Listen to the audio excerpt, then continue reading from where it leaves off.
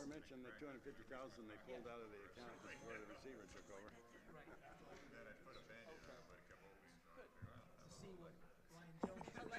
Test, test, test.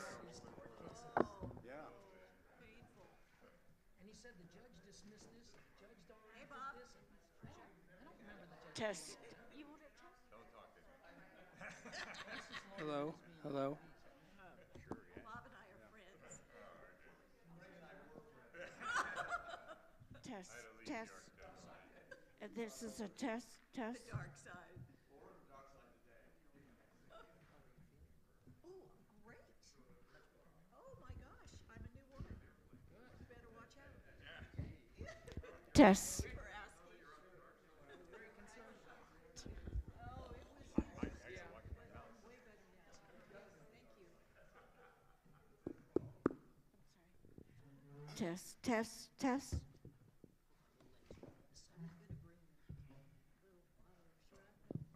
And test, test, test.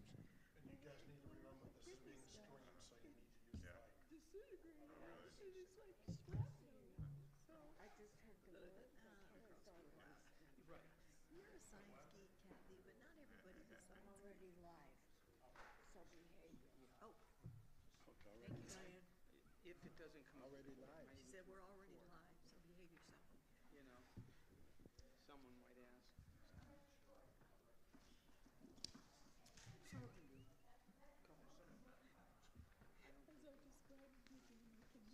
On the audience now. You got the drill? I don't think I'm going to discuss this today. I'll do it the budget process. I don't think I'm going to discuss it. Did I do it? You know. It looked like the January tickets are way down. Yeah. Good. These are all slides. I hope people are watching the video. Jim Lucan stopped by a couple days ago by the mailbox because he's my neighbor. And he gave me our earful. Here's your discretionary. The Crohn's disease, and he was victim of crime. How dare we collect $10,000 a month from Donald Trump? Wow. I did not know we collected that much. I think we do. Thank you. And then he said, you know, he's on these committees and all the work that I do. And so basically he's asking for favors, you know, because So we shouldn't overlook it because yeah, so we should never get a ticket from you.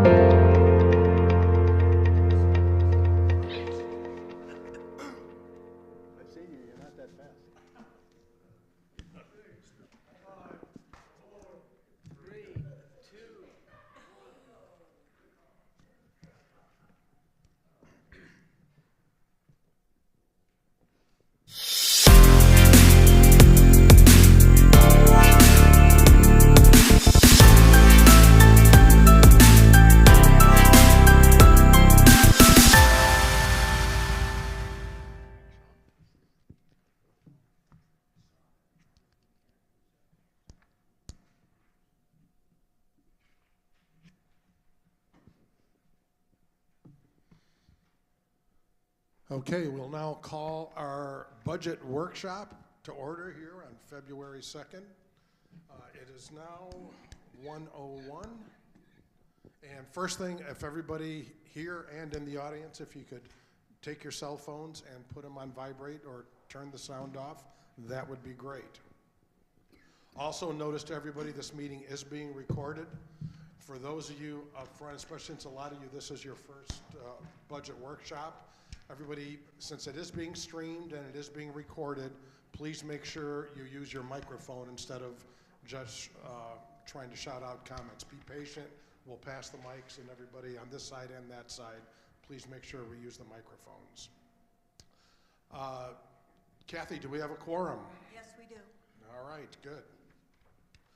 If I'm not mistaken, we will stand now for the Pledge of Allegiance.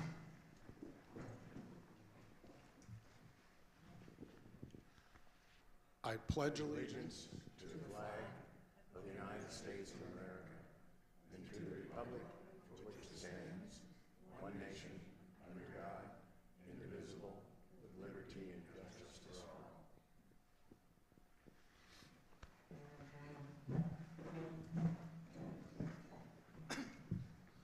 all. Okay, what I would like to make sure we do now is we'll go around and introduce ourselves. We'll start on this end with Dell, and then Kim will come across to you and go down to Bob. Del Mitchum, Director. Pat Kite, Director. David Matucci, Director. Bruce Delfonso, President. Kathy Stevens, Secretary. Greg Ross, Vice President.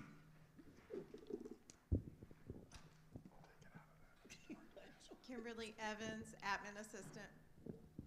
Jim Morgan, General Manager. Chuck Gordon, Treasurer and Chair of the Finance Advisory Committee. Oh, sorry. Jerry Stein, member of the Finance Committee. Bob Miller, member of the Finance Committee. Okay, thank you. First off, Finance Committee, I want to thank you guys and Jim Morgan and staff. I know you guys have put a lot of work into this. This is our first run through with it with you guys. We'll be interested to go through this. I know we've got comments, but from here out, Chuck, I'm going to turn this over to you to run the rest of the meeting. Thank you. Hold on, Jim. We were going to have. Oh, I'm sorry. Yes, totally forgot. It is an open session. There is time now for any member comments. I did not receive any sheets. Is there anybody that has any member comments? Going once, twice. Okay. Thank you. Ken, can you move that? Thank you. There you go, extra mic. All right, Chuck, I'm going to turn this back over to you. Thank you, Bruce, and thank you, Board, for this budget workshop. The way we're going to go with it this morning, or this afternoon, I should say, is we're going to go through all the expenses first, and they have been divvied up as far as who's going to be presenting each category between me and Jerry and Bob, of course. So I'm going to lead off with administration. The general administration has the largest portion of the budget in terms of the dollar expense-wise. So what we usually do is the Finance Committee will be focusing on the line items that have the greatest variance in order to expedite the meeting. However, there are going to be, as you will see on the budget, there'll be a number of line items there are no changes made. But we leave it up to the board's discretion if they do want to have any discussion on any item, whether there's a variance or not. But for our purposes, we're going to try to focus on the areas where there's a variance, just for efficiency. So if you want, we can go now to administrative. That would be page 2, the first slide for administrative, please. All right, so we start with line 33, bad debt. Now this line covers lost revenue due to owners' failure to pay their respective assessments. We also have an account in our financials called allowance for doubtful accounts. The line also covers losses to the golf course activity, where we assess the golf course about $500–600 for gate fee transactions and such every month, but it's uncollectible at this time. Due to the way that this line has been trending, we are recommending that this line be increased from $8,000 to $15,200, which is an increase of $7,200. The next line is EPC, that's the Emergency Preparedness Committee. We do have an emergency preparedness program which was dormant during COVID, but they're now starting to, yeah.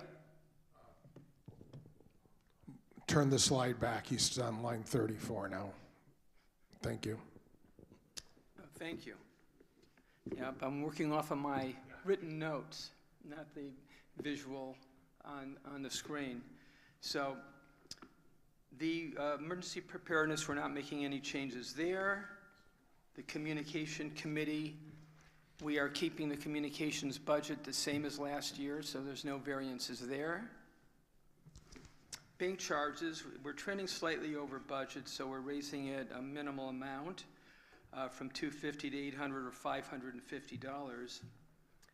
And then under the next line for committees, yes? Just real quick, just out of curiosity, I know it's not a huge amount, but that's a pretty large percentage increase. What are the bank charges? Why are bank charges increasing that much? I don't know.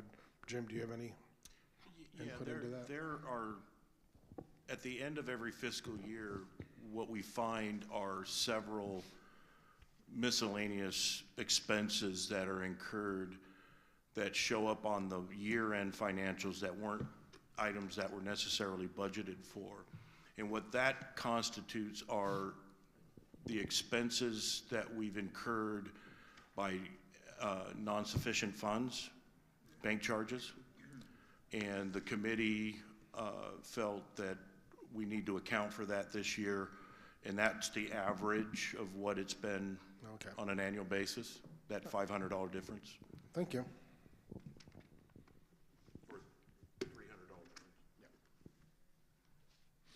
So this line item is also going to show up later on another slide for discretionary items.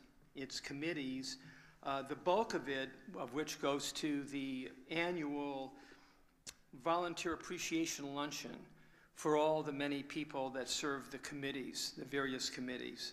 So due to inflationary costs and other reasons, we have elected and recommended that the line item be increased by $1,000 from $6,000 to $7,000. The next item is board expenses. These consist of board educational opportunities. It covers meals, travel, and other miscellaneous expenses and refreshments for the board meetings. We're recommending no change there. Decorations, this is another item that you'll see under discretionary. And here we're actually recommending a reduction, a modest reduction from $10,150 to $9,000. Dues and subscriptions, there's 17 items here of various and a myriad of different type of descriptions, ranging from Sam's Club, Netflix, Press Enterprise, and a whole host of others. We are recommending a reduction from $7,000 to $5,000, a savings of $2,000. Delinquency charges, this is a new line item. This is work performed by corporate staff to process delinquencies. When these amounts are recovered from homeowners, the amounts are reimbursed back to the HOA.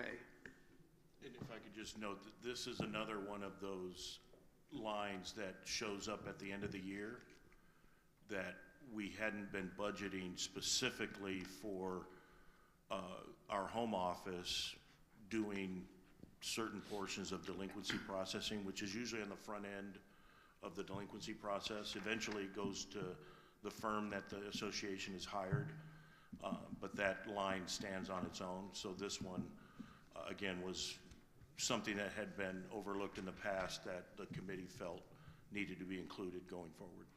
Okay, good. I do have, sorry, Chuck, I'm backing up just one here, the dues subscription and software. I noticed a reduction of 2,000. I didn't add all those up. There's a bunch of them in there. Where's that 2,000 coming from if we spent 7,000 last year? Well, you didn't spend 7,000. So, a good portion of that, we anticipated in last year's budget that we were going to be having individual licenses for the Microsoft software. Mm-hmm. And with the new Office computers, we thought it was going to be a monthly charge. That was the approach we were originally going to take. And so we budgeted So it's in the accordingly. software licensing? That, yeah, and so we are not doing that going forward. We found a workaround, so we eliminated that portion of it from the budget. Perfect, that's a good. The only other question I have, and again, the small potatoes, don't need to discuss it here, but I see a few different entertainment, the Netflix, the Prime. Is there any opportunity there to consolidate?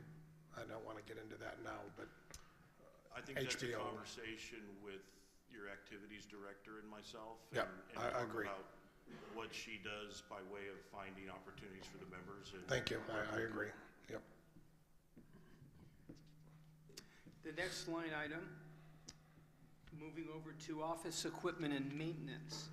So this also is the result of the recent lease that the board approved for the copier contract, where the anticipation is costs are going to rise a little bit for that.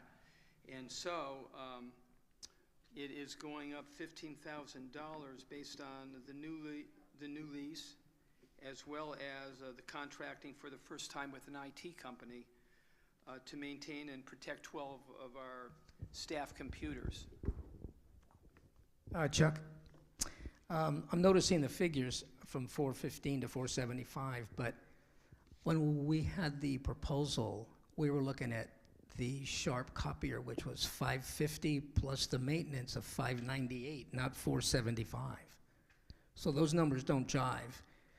And that was supposed to be the maintenance for it, and there was, no discussion of the IT thing. But the actual copier price was $550 a month, and then $35.20 for the maintenance, which makes it $598.20, or $585.20, excuse me, not $475.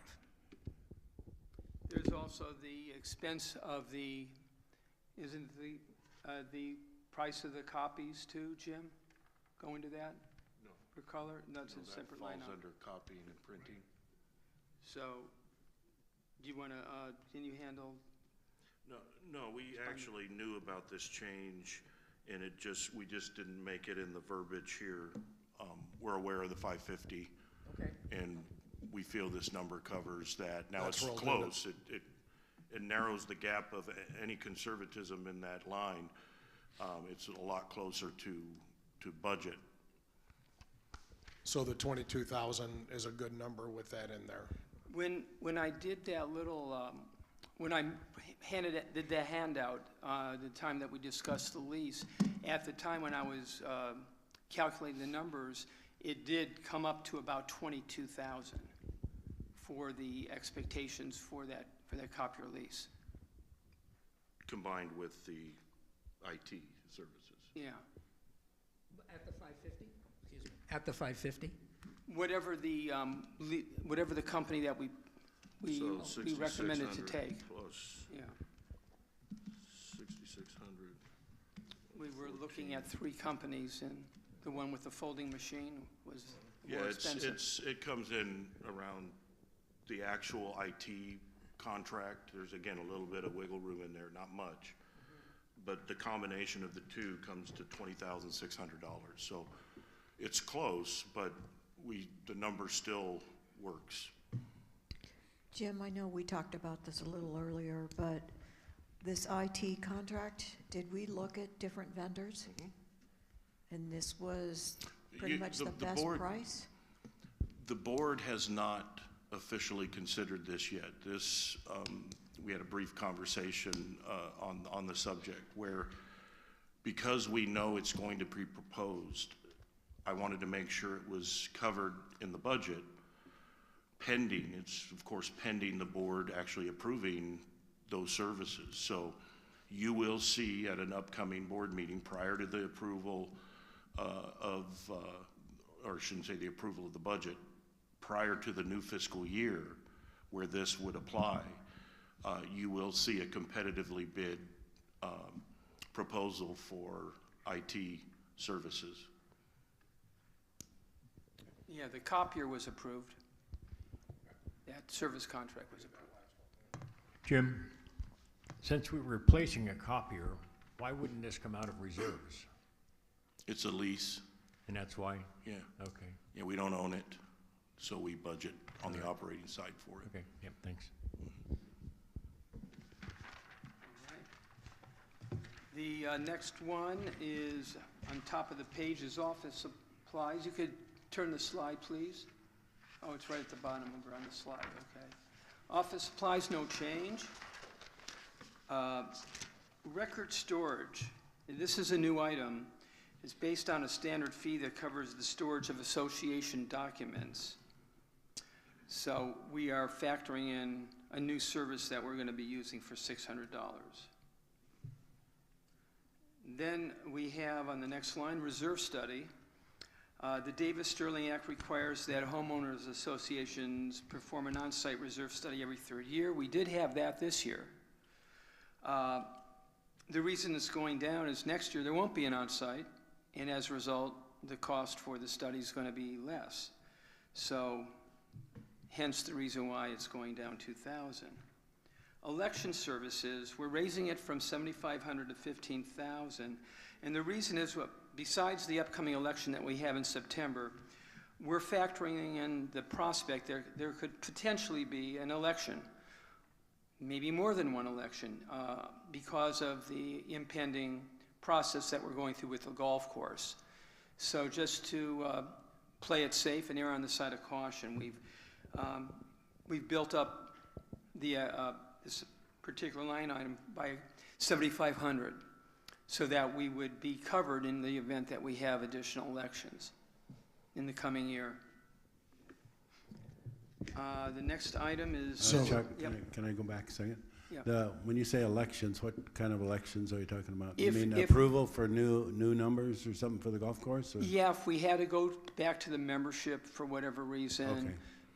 We're not saying that that's happening. We're saying is the possibility, we want to make sure we financially cover the potential for an additional election. So, possibility we'll be way under budget then on that one. Yeah. Yeah, I Yeah. think that now would be a good time to point out that because of what Del just mentioned. The Finance Committee takes the most conservative approaches on all these line items. They always err on the side of caution. If we're erring at all, we're putting too much into these accounts rather than less, because we want to make sure that we're covered and that we don't go under budget, even though they're just projections, and you try to hit bullseyes, but more often than not, you're just lucky to hit a barn in some cases. So we are always erring very conservatively, throwing more money in than maybe what the board might even think is necessary in certain cases. That's because of the philosophy that the Finance Committee is trying to be extremely cautious and conservative. So just thought that would be a good time to bring that up. And one other note on that is the association has been, on the expense side, tightening its belt over the last 5 years significantly. So more lines are either at or exceeding budget on an annual basis. So the committee's approach to having a little more conservatism built into their draft to present to you is taking that into account as well, that we just don't have a lot of the extra money that past budgets over several years ago have had built into the line items. Understood. Just for the board members, I know this is catching all of us by surprise. There is no discussion at this point in time of having to go back for any vote. This is simply to make Correct. sure because the course has taken a different turn than what any of us expected a year ago. If something happens again with a different turn, we have to do something different. I assume that's what you're. This Yeah. is a just in case. Just in case. It's a just-in-case scenario. If we needed, we had a settlement offer on the table, and there was some kind of derivative that was needed where we needed to seek out approval from the board, we're covered under election services. From the membership, yeah. Yeah. Good. I'm good with that. Thank you. I have a question, Chuck. It may just be cosmetically or something with optics, but is there any way that we can put all the things related to the golf course under one category, like golf course, so that you can know that these are possibilities or projections or subsidies or whatever, instead of having them embedded in like election and miscellaneous and other places where golf course shows up? Does that make sense? Well, a lot of what you said does. We do have a new line item, as we're going to be reviewing in a few moments, regarding the golf course. But consolidating all the golf course expenses related to it, you'd have to also have litigation under the golf course. You'd have to have a whole category for it. So I would exclude legal. But. Right now, the election services are standalone. Of course, we don't know if there's going to be an election regarding the golf course. We're just increasing the amount there so that we are covered if there is any additional need to go back to the membership for whatever reason. But your point is well taken. Technically, yes, it could be done. It's a matter of whether it's determined it makes sense to do it by the time we're finished with this process. So that can be considered for sure. Yeah. So under miscellaneous, we're currently trending significantly over budget on miscellaneous expenses. And that's largely due to the sums that we have been subsidizing for the golf course and having no line item in which to put it under. Right now, though, we are only, since we will have a line item, excuse me, for the golf course in the next fiscal budget, we're only recommending that this line item be increased by $800 from $7,000 to $7,800 to cover other types of expenses. Now, we do have a contingency. This is a category that the board had adopted quite a while ago under a different administration, and we have been maintaining that over the years. It's an item that has like a $20,000 safety net, not to be confused with the equity safety net that we've been talking about over a number of meetings, but this is an actual line item with $20,000 built in just to cover unforeseen overages in the budget for the coming year. And here we come to the printing and comping area, where we have, this amount covers all the costs for the color copies, as well as the black and white, less the free amounts that we have every month. And there's also off-site printing and copying that also go into this amount as well, due to the additional mailings that we have throughout the year whenever there's rules and policy changes and so forth and so on. We have been, this has increased slightly over the time. The cost for copying has been increasing, ever increasing. So we're recommending that this item be increased by $3,000 from $33,000 to $36,000. Postage. We're currently trending under budget, so we're going to keep the amount at the same. Salaries and benefits. Collectively, the Finance Committee believe that a 5% increase in the pay rates for the associate HOA professional staff is appropriate, and we are recommending that a 5% increase be applied here. Insurance premiums. The association has paid approximately about $78,000 in insurance premiums. However, Our insurer has notified us that the cost and the premiums for earthquake insurance is going to increase approximately 12%. The D&O liability and umbrella policies are expected to go up possibly 10%, as well as 5% and 6% increases in other policies. So we're recommending that this line item, due to the increases in policies, go up from 78 to 88,000, an increase of 10,000. Chuck? Yeah. I have a question, and maybe this is for Jim as well. Are we in any danger? A lot of associations are losing their insurance when they come up for renewal based on fires, and they're having to go to a secondary market to buy it, and the premiums are just incredibly outrageous. And I know we've had fires around the area, Elsinore and so forth. Are we in any danger, aside from earthquakes, of being like not renewed because we're in a fire area? Our fire area is related to the blue line and wild belts that are outside of the colony, that kind of meander through the Cal Oaks master development. Several years ago, my understanding were that some of our homeowners were having issues with their particular insurance companies as it related to fire potential. To date, we have not had that concern with the commercial level insurance that we've been buying on behalf of the association.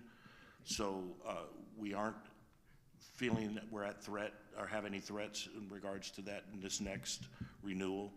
And this number that's in there is based on not actuals yet, because we have to be closer to the window of our renewal before we can get an actual quote, but based on the industry and what they are hearing from the typical carriers that we do business with, that's a non-issue for us. Okay, great. There's no concern on their end then, as far as that. Okay. Yeah, and of course the main concern here is also earthquake. So fortunately we have that. Chuck, one of the things I found out was not necessarily the risk factor, but I went to State Farm. I was thinking about changing my insurance, and they says nothing to do with the risk. They already had too many houses in here, and they didn't want any more. So some people might consider that, that maybe there's a problem, but it's not. It's just the way that particular company was acting. That's a good point. Thank you. So moving on from insurance premiums to insurance claims, there's no change there. No change for telephone services. And internet services is just modestly going up from 15 to 16,000. It covers the carry-out day-to-day operations, the Jackson Gatehouse, Frontier, Cal Oaks Gate, Nutmeg Gate, and the Clubhouse, plus Spectrum. And the next one, and the last line item on the screen, is permits and licenses. There's no change there. Staff uniforms is another discretionary item. Chuck? Yeah. What is a motion picture license corporation license? Well, he sure should know it because he comes from that industry. But I know. Putting you in a spot now, Chuck. We audited these damn companies. No, basically, CARA has, I believe, a license to it. It's regarding the activities director, and it concerns, I guess, the options that are required. Possibly that residuals are owed on some of the license agreements on using certain film products. Well, if I could interject and just to elaborate a little bit, this is considered, even though it's in a private community, it's still considered from the industry to be a public facility because multiple households can congregate here. So in order for us to have music, for us to have a movie, we have to pay for a license to even show it in here. So otherwise we're potentially liable and can be fined. And that's like ASCAP, right? And I think ASCAP fees and I for think music. the board can get into a lot of trouble for that, no. It's a protection for the association. We're required to do it, and we do the same for music. And I think it has something to do with the fact that we're having, it's like an exhibition, like a theater, when you have multiple people coming in to see these films, and it's just another way that the motion picture industry makes its money. And so that next category was staff uniforms, and the cost is modestly going up $500 there. We've experienced slight increase in laundering services. Audit and tax-related services. Our auditor, Newman and Associates, is requesting an increase from their fee of $200, $2,300, $2,500, which is less than a 1% increase, so it's very reasonable. The consulting services. These are mainly our audio and video specialist from Henriksen Experiential, Jake Henriksen, and his fees are going up, so the cost of that is going from $20,000 to $25,000. We're requesting an increase of $5,000, as well as to support other audio video products that we would be doing throughout the year. Yeah, the increase in the services doesn't constitute the actual increase. The budget is covering the possibility of adding consulting hours to the existing contract based on one, how we've been trending over the last couple of years with use of our consultant with AV and other productions, and two, I know that the Communications Committee and Technology Committee are wanting to venture into some other opportunities that would benefit the membership that would also merit having the additional consulting availability. And it's certainly not doubling it by all means, but it's a modest overall increase based on those two factors.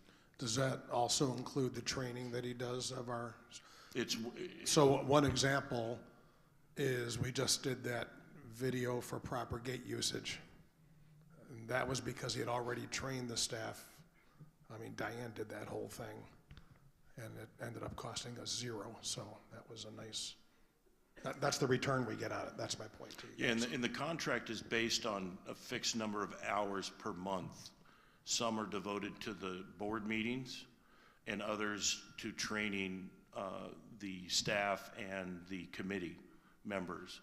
And this, again, we've found that many years we've exceeded the number of hours that the contract called for. So this is bumping into the area that it looks like we've been using that more than we had originally anticipated. One last comment about that. Years ago, when we first, the board considered even having consulting services for that department, it's complicated enough and big enough that it could be justified that it's a position that you employ through management and hire the right person. When we ran the figures, you're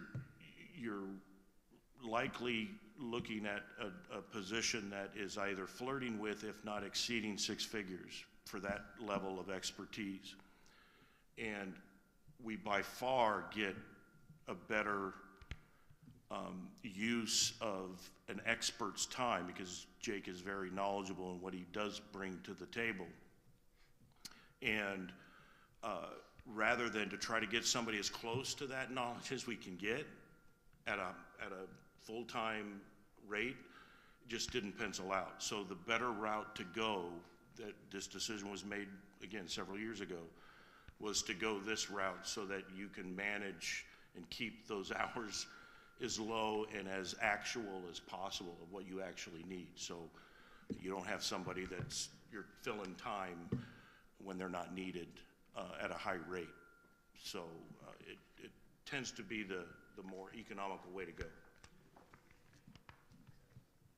Sorry. No, that's good. That, it's important, very important to lay everything out like that. Under legal services general, now this category relates to matters pertaining to potential litigation raised by members. It also is the category where we cover legal counsel when they attend board meetings, as well as teleconference calls, as well as other type of legal advice, generally speaking. And this particular category is trending lower, believe it or not, so we're going to reduce it by $5,000. Legal service collections is what it stands for. It's exactly that. It's the collection activity. And we're trending well under budget there, so we're going to move that down $3,000. Legal lawsuits is a different story, however. That would be the two major lawsuits that we have with Majestic Asset Management, which we're all too familiar with. This category, we are trending way over budget for the current 8 months of the fiscal year. So we felt it was very necessary to beef up this budget where we were at $75,000 to bring it up to $120,000, which does take into account the proceedings that we're going to have in February and March, as well as the potential appeals that could be coming down the road. So all that was factored into this number. Management fees. This is the management of the HOA on the associate side, and that contract is remaining the same, so there's no increase here. And then we have a little category called management extras, which are miscellaneous costs that may or may not occur throughout the year that are not covered within the contract. That would conclude total administrative. And the next slide. So the next one would be the golf course subsidy. Next slide, please. So anyway, this is the line item that was essential to including in the fiscal budget year, and hopefully it will be this line item that will stop the leakage of the every month funding requests, because it will be factored in here. Now, they will still receive this money. The golf course will still be funded it, but it's now belt and suspended into the HOA fee. So as a result, it won't be draining down our equity. Our equity will be stabilized at this point moving forward, because it will now be funded through assessments, which will be talked about very shortly. That concludes the golf course subsidy section. There is a little budgetary item called community events, and these are all the events that CARA puts together for the community, all the different shows that we have and different comedians or musicians that come here and entertain us. The reason why we don't have a budgetary item is because this category is technically speaking a wash. We have to pay the entertainers and we have to pay the entertainment, but we're also receiving money in from the residents because they attend the shows. So net at the end of the year, it's a wash. So the Finance Committee agreed that we didn't need to put a line item in. And you'll see the other end of it on the income side. Yeah. And that would conclude that.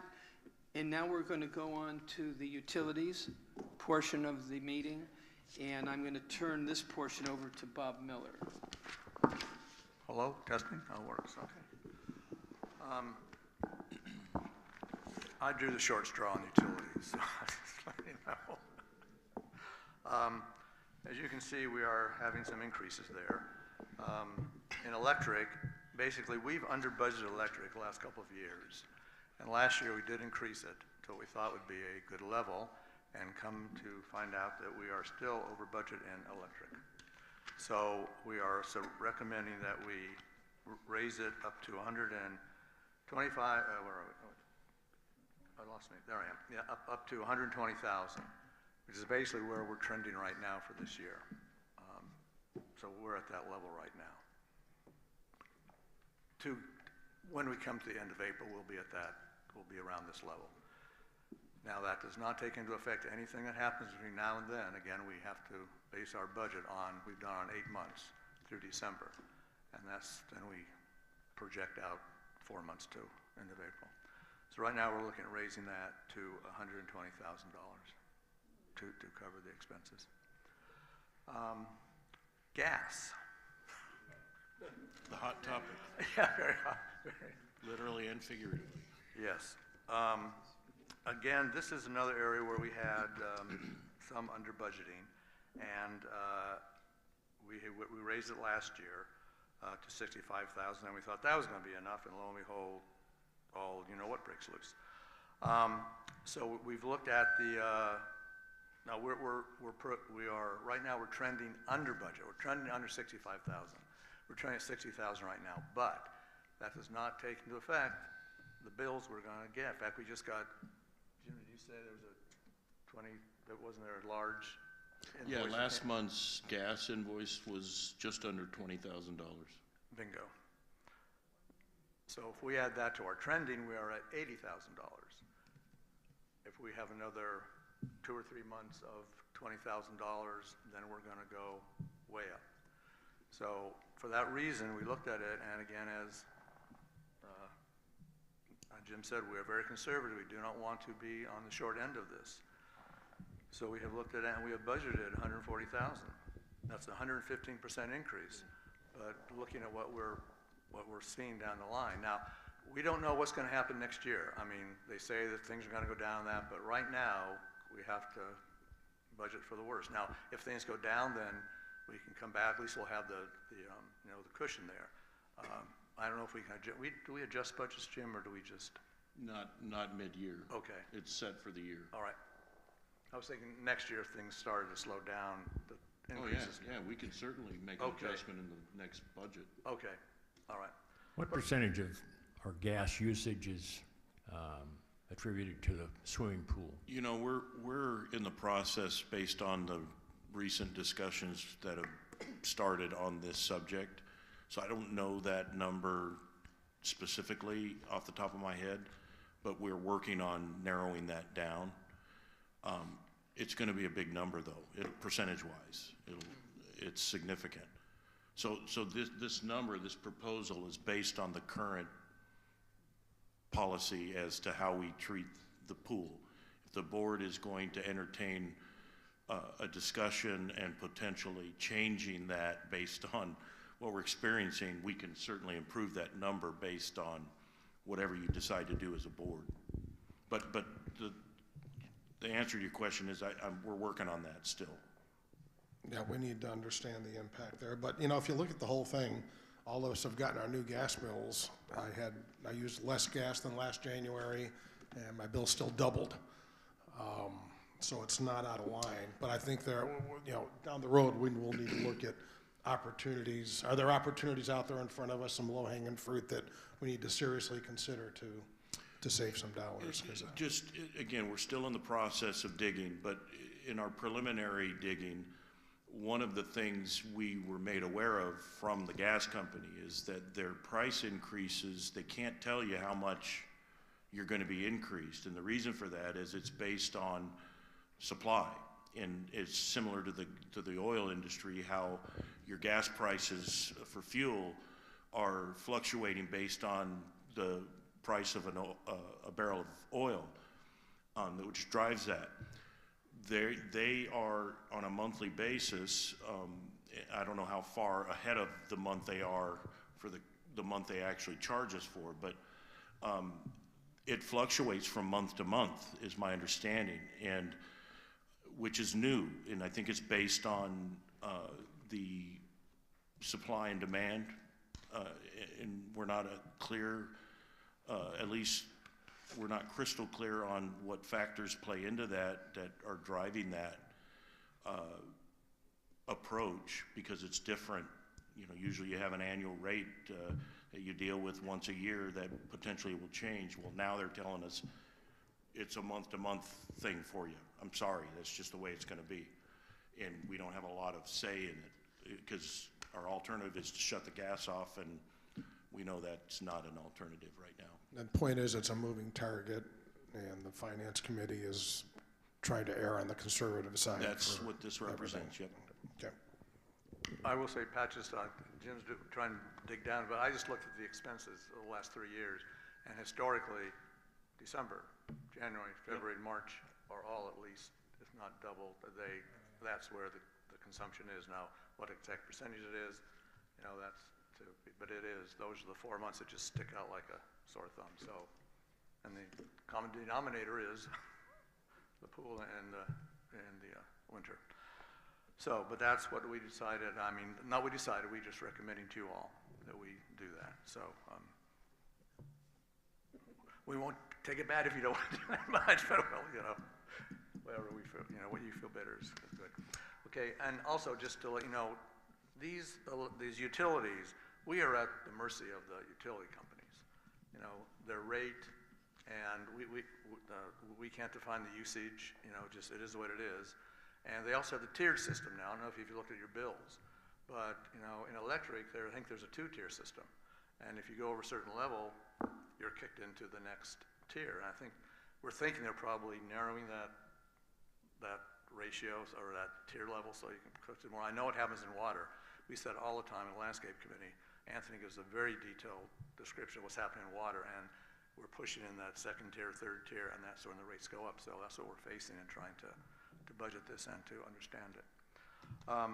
Getting to water in the water services, this is just for what we're doing here is just for the clubhouse and for the gate. They are on the same water system. As we all know, when they close down the clubhouse, they close down the gate, they close down the clubhouse.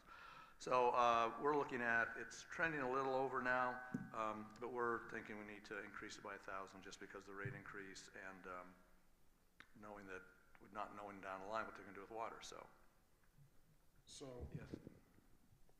I've got a note that it's actually trending slightly under, not over. But when you look at for this year, you're right. But the rate increase, I mean, we're just anticipating rate increases, whatever can happen to that. Got it. So the only reason I bring that up because I was curious for this year's budget.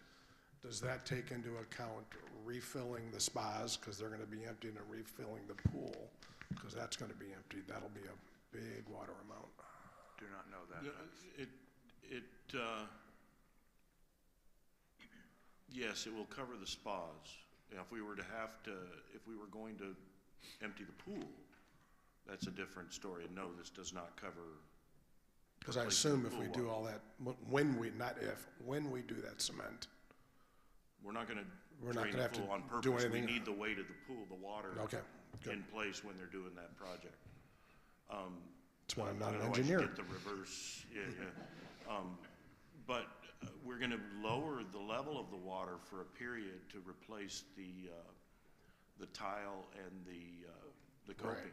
Yeah, I knew we had to take. So there will be some water, but not the majority of it will. Okay, good. All right, and the last two is the water, the trash and recycling. We are a little over budget on that one, so we're raising it to $800. And then the cable service, we're going to decrease that because we're a little under budget. So just little numbers. Utilities, we're suggesting a 47.6% increase in our budget just because of the gas. That's the huge thing that's going on there. And utilities are 11%, 6% of the total budget around that area. And I'm sorry, 4.6% of the total budget and 11% of the increase. The total increase that you'll see at the end. So just to give you a perspective of where utilities stand on that. Okay, I also get to be landscape. Now this is a lot bigger chunk of the budget. This is close to 28% of the total budget. That's landscape. And the big chunk of that is going to be the contract that we're in the process of negotiating right now, which we're including in this in this budget and that. Again, water is the big question for us. What are we going to do with water? We had been under budgeting 2 previous years. And then this year, the 22-23 budget, we brought it up to 420,000 because we had been drastically under budgeting. We thought we could save water and it just didn't work and the drought was worse. And so we just, overspent on that. So last year we budgeted at 420,000.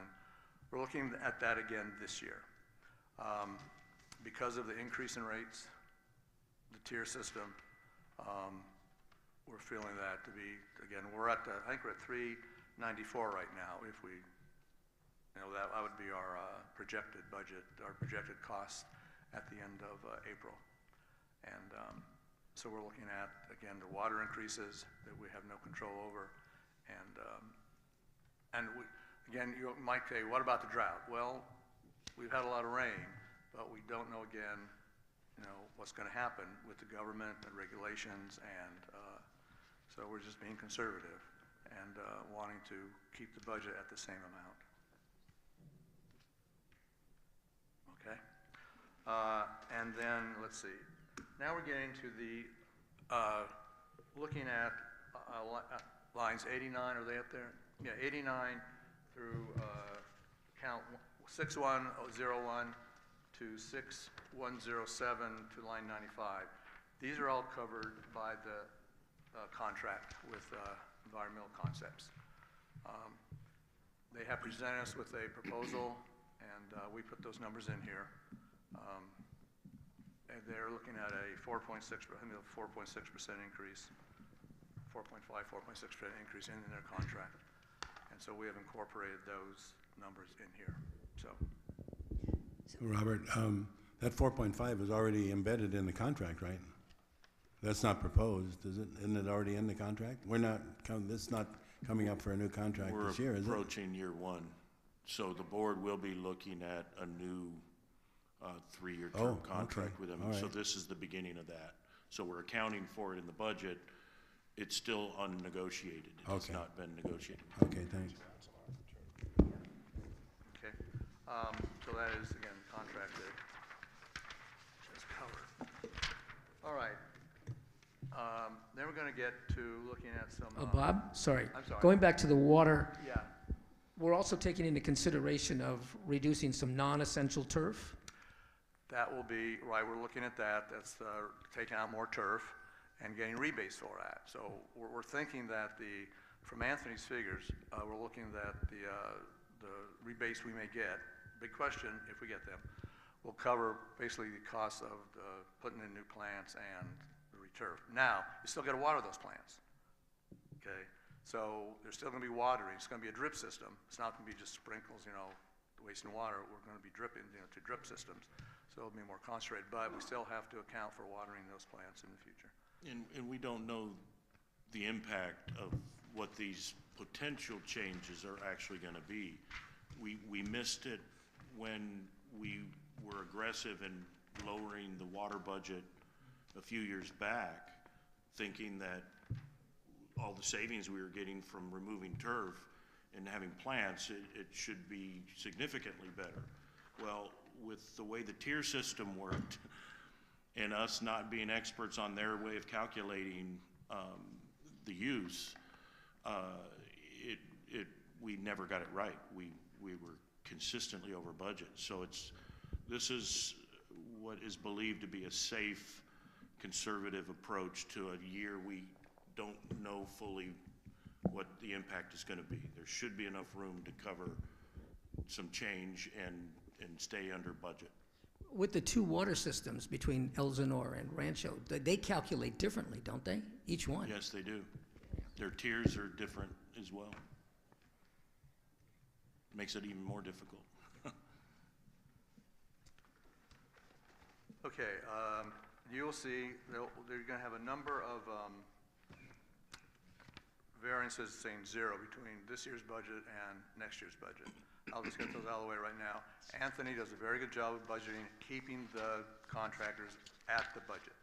So that's why we're keeping those, all these, they're small amounts, but they are keeping them at the budget because Anthony works with them and, ensures that they're coming in at budget. I'll discuss a couple of them that aren't there. Mostly that's going to involve, well, there's one here, let's see, wild area drainage. No, that's zero, okay. Trimming trees, okay. We have over 5,000 trees in this place. And so they have to be trimmed. And now bear with me, I'm getting some detail here. In the contract, and Anthony, if I'm wrong, yell at me or do something. And Jan's here too, so I'm sure both of you will keep me honest. Trees under 15 feet are included in the contract for pruning. So when they say I have to prune those trees if they're under 15 feet, then that's in the contract. Trees over 15 feet are not in the contract, and they are trimmed on a unit cost basis, meaning per tree. So, and Anthony keeps tracking, well, we have, the ratio is 3 to 1 for trees over 15 feet than under 15 feet. So that's, so the majority of our trees are over 15 feet, and they do give us a rate per tree, you know, the different kind of trees. And you'll see the first one there for 2,400. Those are regular trees, and they only increase a very small percent, like $5 a tree. So that's, and Anthony looks at all these. Anthony looks at every tree and decides what needs to be trimmed. We just don't go say trim all. Anthony looks at them and says trim this one, trim this one, trim this one. So, and he looks around he does the year and splits half the trees one year, half the trees next year. So going on this, he calculated we probably need an increase of 2,400 based on that increase. Now, these rates they give us are good for 3 years. So if they say they're going to cut a tree for let's say $50 a unit a tree, they'll cut that for this year, next year, and the next year. As long as we're in contract with them, right? In that 3-year term. Right. Yeah. So We do have the little elephant in the room called mulch. I'm getting to that. Okay. Now, well, the other elephant in the room is palm trees. If you'll notice that's on line 99, 6134, trimming all palm trees. Now, we trim all the palm trees every year because you don't want dead palms, fronds hanging from the trees, possibly falling on yards or falling on people. So every year we trim those palm trees. And I would say the vast majority are over 15 feet. Is that a safe thing to say? So, and we have 3 or 4 different kind of palm trees, and they all have different rates, but they do all have to be trimmed. So they're all done once a year. And these rates have increased some, and we increased the budget by $19,000 to bring palm trees up to $85,000. Now, I think some of us in the committee are concerned that they raise them all. You raise it at the beginning, and it covers you for 3 years.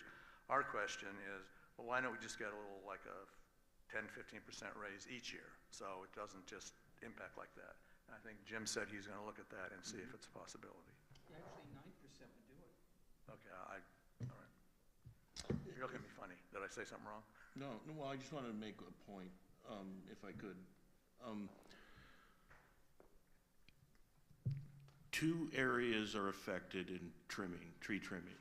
Those are the front yards, which Anthony and the committee believe we can't really veer away from what we've been doing over time. The second one we can't veer away from what we normally do are the palm trees. Those have to be done on an annual basis. Every single line on unit price wise in the trimming, in the new proposed numbers for the upcoming contract have all changed. They've all increased. But this goes to Anthony and his approach in trying to control costs and knowing the overall impact can be great. He's finding a way to work the other ones that are common areas, wild belts, green belts, where he can, you know, work with the numbers that are done each year and still get the trimming done reasonably throughout the community in areas that aren't in your front yard or, again, a palm tree. So that's why those 2 numbers changed, is because they're in your front yard or they're palm trees that have to be done every year. Anybody have any comments or questions? Yeah, The only thing that catches my eye on it, I get the increase, I get the importance of the palm trees, don't get me wrong, we gotta get that done, you gotta do the pools twice a year. Yeah, Because that that's stuff correct. falls into the pool, and that's a hazard in itself. But it's almost a 30% increase. That's. So the other thing that we've been talking about, and certainly this isn't a topic that the committee has literally any influence over, and they understand that, but they've been thinking that, okay, well, maybe the board needs to consider alternatives, and we've even, talked about some of those potential alternatives, and that would be competitively bidding that service, just that individual. There are some landscape companies that don't even do trees. You have to hire a tree company for them. So it's not foreign to the industry, and that might get EC to rethink their numbers as well. But again, these are projecting what they've submitted up to this point that have not even been discussed by the board. So, as you go through the negotiations of the contract, those numbers could actually change. But this is to cover worst case scenario and Anthony's management of it. All right, getting down to Dave's comment on mulch. All right, right now we have a $50,000 budget for mulch. Last year it was 30-something thousand, and most of you are new members. So the board, the landscape committee is concerned, or we're concerned that we are at the point now where we started the turf renovation 5 years ago. 5 years. That's the green belts. We took the grass out and put the bark and the plants in. That basically started around 5 years ago. So it is now time to start. We hoping we start, or we are going to start, looking at that mulch and replenishing it. Not replacing, replenishing. Jen made me, we had a sub-budget meeting, the landscape, and I said replace it. She's like, no, we're replenishing. So, and that's just putting an inch on it. I think it's 3 inches. I think, Anthony, it's 3 inches now. It was put 3 inches when we first did it, and we'll just put an inch on top of it just to replenish it now. So that's what we're looking at doing. So in anticipation of that last year, the board did increase the budget to $50,000. Now that's up to Anthony to manage. And right now what he's doing is he's getting truckloads in, and they're running around 6,000, 6,500 a truckload in that. He can get around, and that's 100 cubic yards.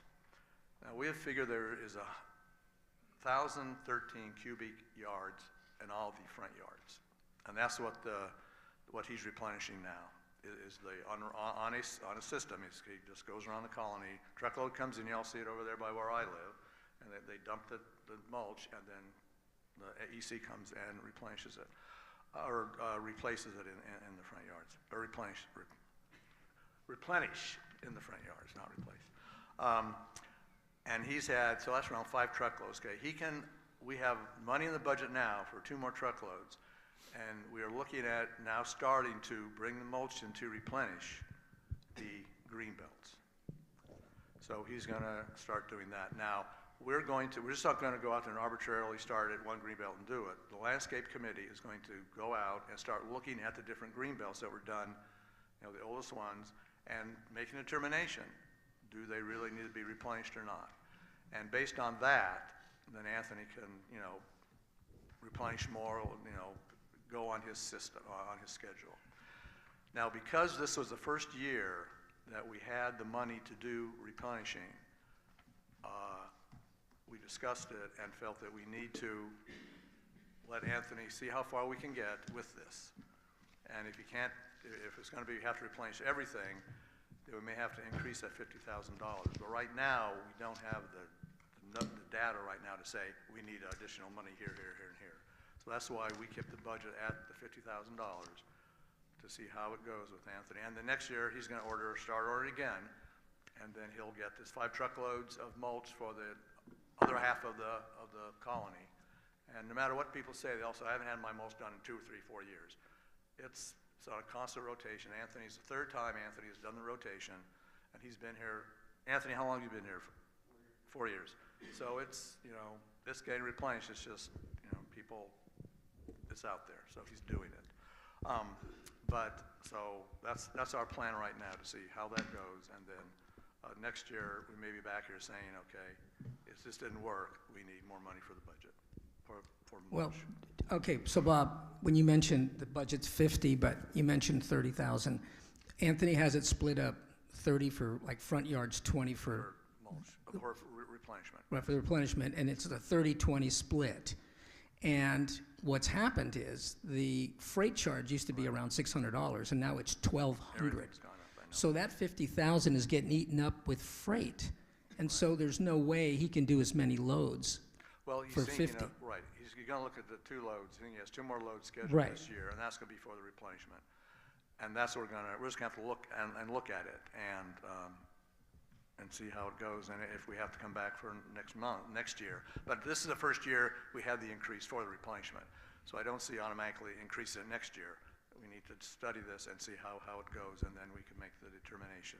I know, I mean, a lot of us think, we have a lot, can we do it in 5 years? I mean, that's sort of, there's a lot of mulch out there that needs replenishment. And depending on what we have to replenish. If we have to replenish everything, there's no way we can do it in 5 years. If I could just comment, there is some conservatism built into the budget, but where it made sense, taking into account when we get through expenses and we start talking about the income side or the revenue side, some of that drives whether or not it was worthwhile to bite that part of the apple, and whether we should see how the year goes, and let's look at next year, because if there was an opportunity to increase mulch and the revenue side didn't look like it was going to be as impactful as it's going to be, then that would be an easy decision to make, is to plug in another 30 grand or whatever the amount ends up being. But this may not be the year to do that, I guess, is what I'm saying, from my view of what I'm seeing with the budget. Have you, the landscape committee, looked at alternatives to mulch? Something that doesn't have to be replenished? Well, I know we're... Yeah, that's always... Well, okay, Desert sand. Desert sand. Okay, yeah, no, we've looked at we're going to talk about front yards. Do you want a desert look? No grass, rocks? It doesn't have to be a full desert No, look. I'm just saying, But- or do you just go back and say, no grass, let's have rocks and mulch? let me... You're We're missing looking at it, but my it's not. point. You're missing my point. Okay. My point is mulch is not good. I don't know what evaluation you guys have done, but mulch retains moisture. It brings termites. And if we're paying to keep replenishing mulch over and over and over again, there's a cost, and it also has a damage to the environment, and in my experience. So I'm trying to find out if you guys have done any kind of alternative research to do alternatives besides mulch. All that was done back when Van Dyke Landscape Architects was involved with the planning of the renovation work. And it was originally pitched, the desire was to use decomposed granite to create that desert look. The expense was, I think, $2 million more than where we ended up with what their recommended budget was, just to go that route. Plus, decomposed granite over time does need some replenishment, nothing like mulch. They're night and day. I totally agree with you there. But it really boiled down to economics, and the board believed it was too costly to approach the level of renovation they wanted to accomplish in the community. The cost would just be too high to have to justify. So now, going forward, that would be up to the board to have that conversation as to whether it wants to start taking sections and working its way through the community to make a change for the long term. Again, I don't think you'll ever get away, unless you put concrete in, from some level of replenishment, but it would be considerably less with DG as opposed to mulch. That point is agreed. But Kathy, the mulch, as I understand it, that we're using, the almond, doesn't have a lot of those properties that creates a lot of that issue, whereas other kinds of mulch does. So we went with that for the specific reason, and the others, less expensive, wouldn't have to truck it in. It blows away in the wind, and you're really doubling the cost, even though you think you're saving on the actual load. So there was some research on that level, as opposed to some other issues that they were looking at. Okay. And if you wanted to do a deeper dive, I'm sure Anthony could weigh in as well if you'd like, or Jan. But at this point, it dates back to an earlier time where that investigation, the deep dive on at least the DG option was made. Pre-me on the landscape committee. Have they looked at non-organic, like rubber mulch? Not allowed for rebates. What's that? Not allowed for rebates. Well, we don't need a rebate. We already did it. I'm talking about replenishing now, like in the yards. I mean, I did have my house when I was up in Visalia. I used the rubber, and it doesn't disintegrate, or at least over the 2 years, didn't move at all. Same color. Doesn't turn to that nasty gray. You get a. What was it like? My first thing that comes to mind with that is when it starts to mix with the organics and the artificial. How does that look? Is it harder to get the organics out of it, like the leaves that drop on it and the grass clippings or whatever gets mixed into it over time? We would probably, I'm not saying it's not worthwhile going down there, I would want to make sure we do our homework and see what that's like, and I'm curious of what maybe your experience was with that. Well, you know, it's in a big yard. I had a Palo Verde tree, so I had the little yellow flowers all the time and everything dropping down, but I mean, it didn't really do too bad. I mean, it'd be in specific areas. I don't know if it would be in a heavy leaf area, if it would work real well, but just maybe different portions where you don't have to keep replacing it. You know, put it in, it looks great, and it stays good for years. Yeah, this is good discussion. I think we should take it offline from the budget meeting because there is more discovery to be done. Those were good questions. I'll shut up. We got Jan, we can work with this offline. I would like to bring it back to the board. If we're spending $1.753 million on landscape, we really need to discuss landscape in the future. It's only going to go up. Yeah, $1 million of that is your contract. Okay. Is the contract, yeah. Okay, and that's, our increase is 4.2%. That's what we're increasing from our budget from this year. All right, I'm moving on to Jerry. You have the next one. Yes, gate entry and patrol service. First line is 113, property protection. This is a big number, 662,000 and change, which is the contract, the basic contract. And the contract currently calls for an approximate increase of 4.3%, which equals to $27,460. Nordic is currently on a 1-year probationary contract. Normally they'd be in year 1 of a 3-year contract. However, the board chose to renew it at the end of the probationary, if the board chooses to renew their contract at the end of the 1-year probationary period, my understanding is that it would be for a 2-year term so that the contract's landscape, patrol, and management would be on a rotating basis. And so per contract, the increase is $27,460.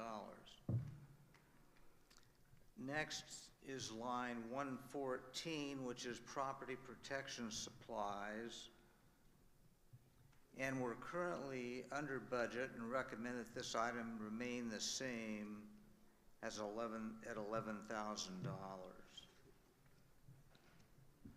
Vehicle gate repair, line 115. This line item pays for the cost to repair for damages not related to preventative maintenance. Namely, this relates to homeowners, vendors, and guests who cause damage to the gates. Hence that video that was sent out. And the HOA pursues most of them who cause the damage to the gate systems and seeks reimbursement for those repair costs. However, the association cannot identify 100%. And as a result of that, the repairs for those that we cannot get reimbursement falls on the HOA. So are the ones we can't identify, I assume they must be vendors or guests that are going through a wrong gate? It's typically a unidentified person that breaches the system, so we don't know if they're a service or a guest. Right. But somebody, yeah. But it's... Yeah, but it would be one of the two usually. Yep. Okay. And for the first 8 months of this fiscal year, we're trending over budget and suggest the board consider an increase of $2,000 from the previous $8,000 for a total of $10,000.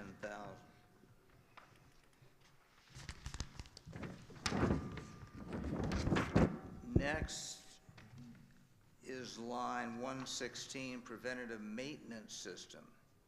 This covers a preventative maintenance for the main control system, which includes the gate openers, the barrier arm mechanisms, camera system, computer, printer, etc. Again, currently we're trending under budget, and our recommendation is that this remain the same at $15,000, so it'll be a zero increase. And the last item under this category is line 117, gate access systems and software fees. And this includes a monthly software cost for the association's access control system. And it's the committee's understanding that we may be converting our current gate access software to Nordic's own system at no additional cost. If that should occur, we're suggesting a reduction of $2,000 to a total of $2,200, excuse me, to a total of $5,000. And all of the above changes result in a net increase of $27,260 from last year's $676,200. And so the increase would come out to $703,460 for all of the categories, lines 113 through 117, and this represents an overall increase of 4%. If I could just comment, make one quick comment. Sure. The software fees, that's really a plug number just because it's undetermined as to what the long-term contract is going to be with, since Nordic is in a probation period, and this is prior to that fiscal year where you're going to consider an extension. We put in that just in case, but theoretically that will be zero applied against it this next year if that software system is up and running prior to the new fiscal year. With Nordic's new system, since they don't, as long as they're contracting with us, they don't charge us for that fee. The next category, if there's no more questions, is repair and maintenance. And the first line item is 122, the fire prevention equipment. This covers the monthly cost of monitoring and the inspection of our fire safety equipment located throughout the various facilities we have. It also includes annual tests, inspection during the year, and an added semi-annual test of the system. We've also budgeted for sprinkler replacements, and our vendor has informed us that there will not be any increase. Therefore, we suggest that the line remain the same at $3,000 with no change. Line 123, HVAC, heating, ventilation, and air conditioning systems. This includes the cost of preventative maintenance of 10 HVAC units, which includes the 30-ton main, lost my place here, the 30-ton unit that services this auditorium that we're in now. It also covers 5 what's called mini split air conditioning systems throughout the facilities, as well as upgraded filters that were started, I think, about 2 years ago. And also included is money to cover parts and repairs and unforeseen failures of the system, as it is aging, like all of us here today.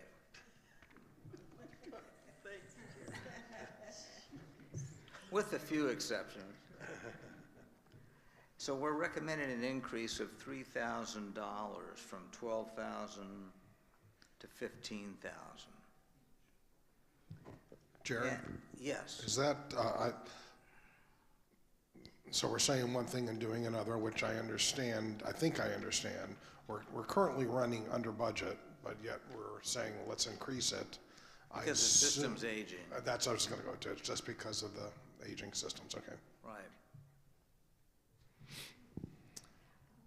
Next is line 124, pest control. And this covers general pest control, mostly insects, for the clubhouse, gatehouse, and the surrounding grounds. And there was a modest increase in the cost, and we're recommending an increase of $100 from the current $1,800 to $1,900.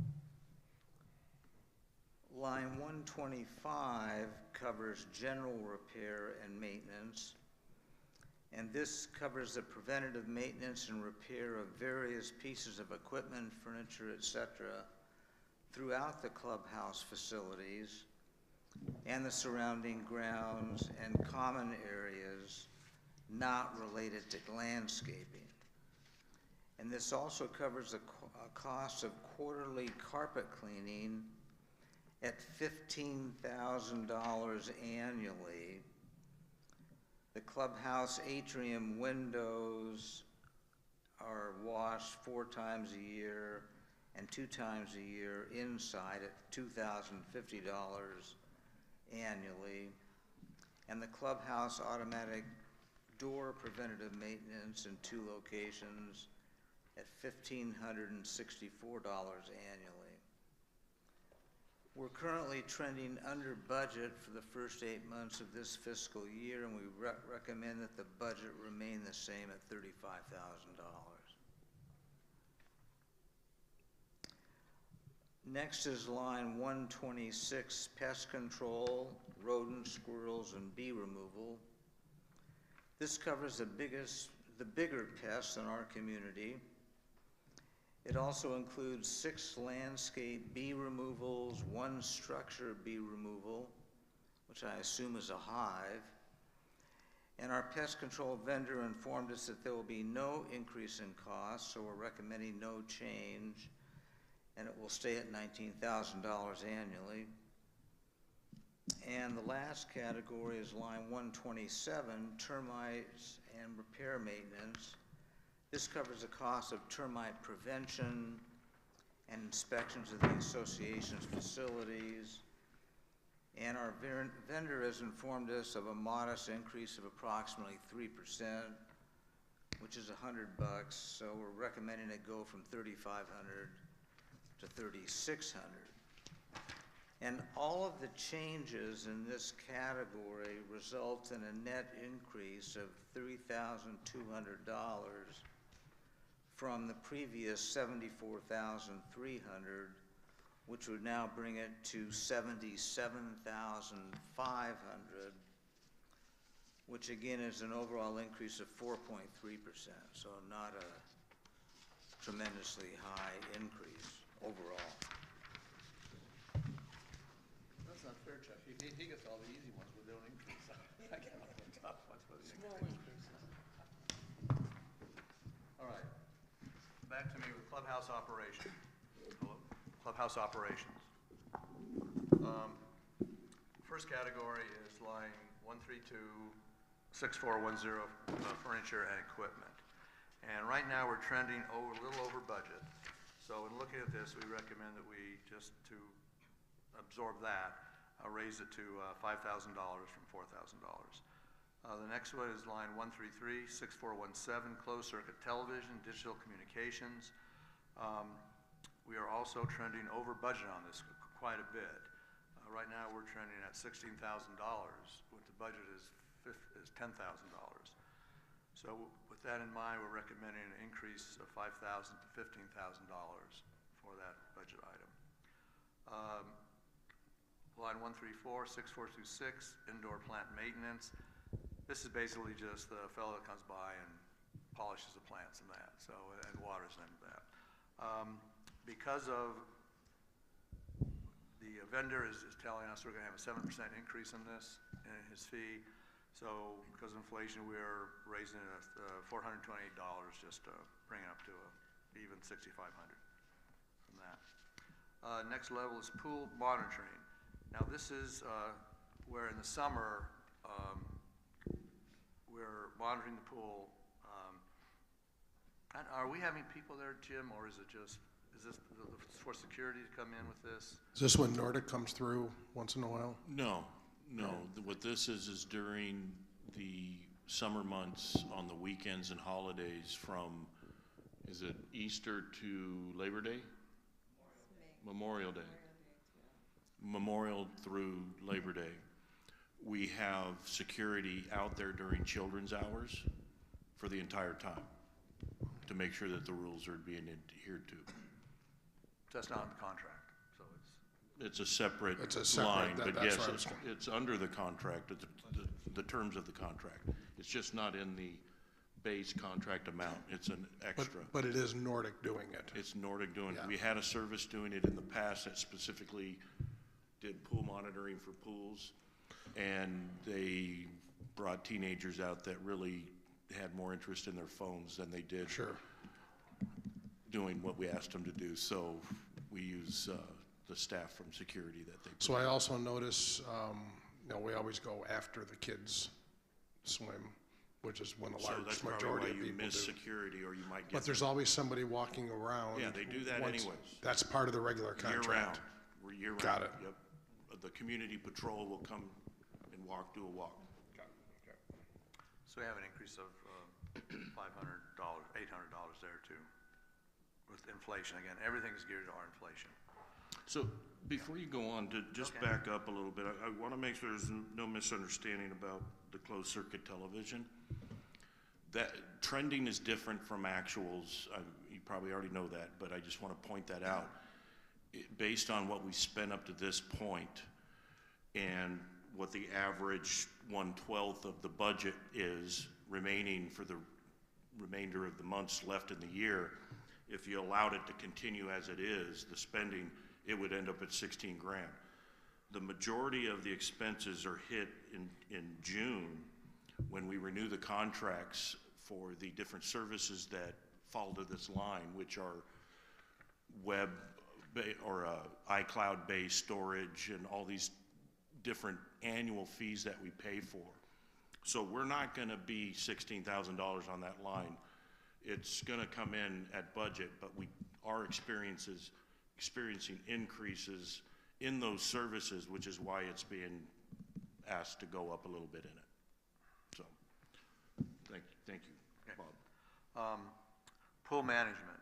Now, we have done something different here. We've added a well, we separated the chemicals out of this. It used to be all put in this, and it was hard to determine chemicals versus management and that. So what we've done is we pulled the chemicals out, and what you see here is just a contract for the pool maintenance, the cleaning contractor, and that. So we have that at budgeted at 15,500. He said that it's going to be up to 14,000. We just put a little extra in there because, again, don't know what other expenses can come about that. So that's going to be 15,000, which is 6,500 less, but that's moving down to the chemical section, which I'll get to in a couple of lines. So I'm jumping ahead on you down to that chemical line. Just the math doesn't. No, it's a little more significant. Because it's very significant. Right. And this is what the contractor gave us, that we need this amount to match all the chemicals. There's some inflation there. I think we're trending at 24,000. That's 8,000. That's 24. That's we're dropping. See, that 15.5. That's 650, 6,500, and then inflation and chemicals. And that we just felt that was a good number to have. Is a 16,000. Looking at what I'm at a disadvantage here because I had to leave and a couple other people started talking about it, so I'm a little disadvantaged about what actually was the reasoning behind it. So I don't want to. Yeah, in a nutshell, it's a $10,000. Right. In the end, the two of them combined are $10,000 more than they were last year. Right. Well, some of that has to do with the increase in the cost of chemicals and the impact of that. We do on as many lines as we can, we go to the actual source and try to get as specific as we can with what to expect for the next year and our budget assumptions. And when we were doing our homework on this, the contract boiled down to $14,154 is what we're proposing for the next fiscal year. And the chemicals at $15,860 is the estimated cost or impact of the use of our normal chemical use. So it's not a number we pulled out of the air. It's going to what we're actually averaging in our usage for the and all I'm meant and what the cost of that is. Just reading the raw number says we are tripling our chemical cost from what they were last year. We're going from $6,000 to $16,000 for chemicals. Where do you get 6,000? Because we are lowering our pool contract by $6,500, and we are now adding a line item of $16,000. If I subtract those out, that's about approximately a $10,000 difference addition. But the ratio is not the ratio you just stated. I realize that's what it may sound like, but the ratio between how that $22,000 is split up is based on a lower expense of the contract for pool services, as well as chemicals being less expensive.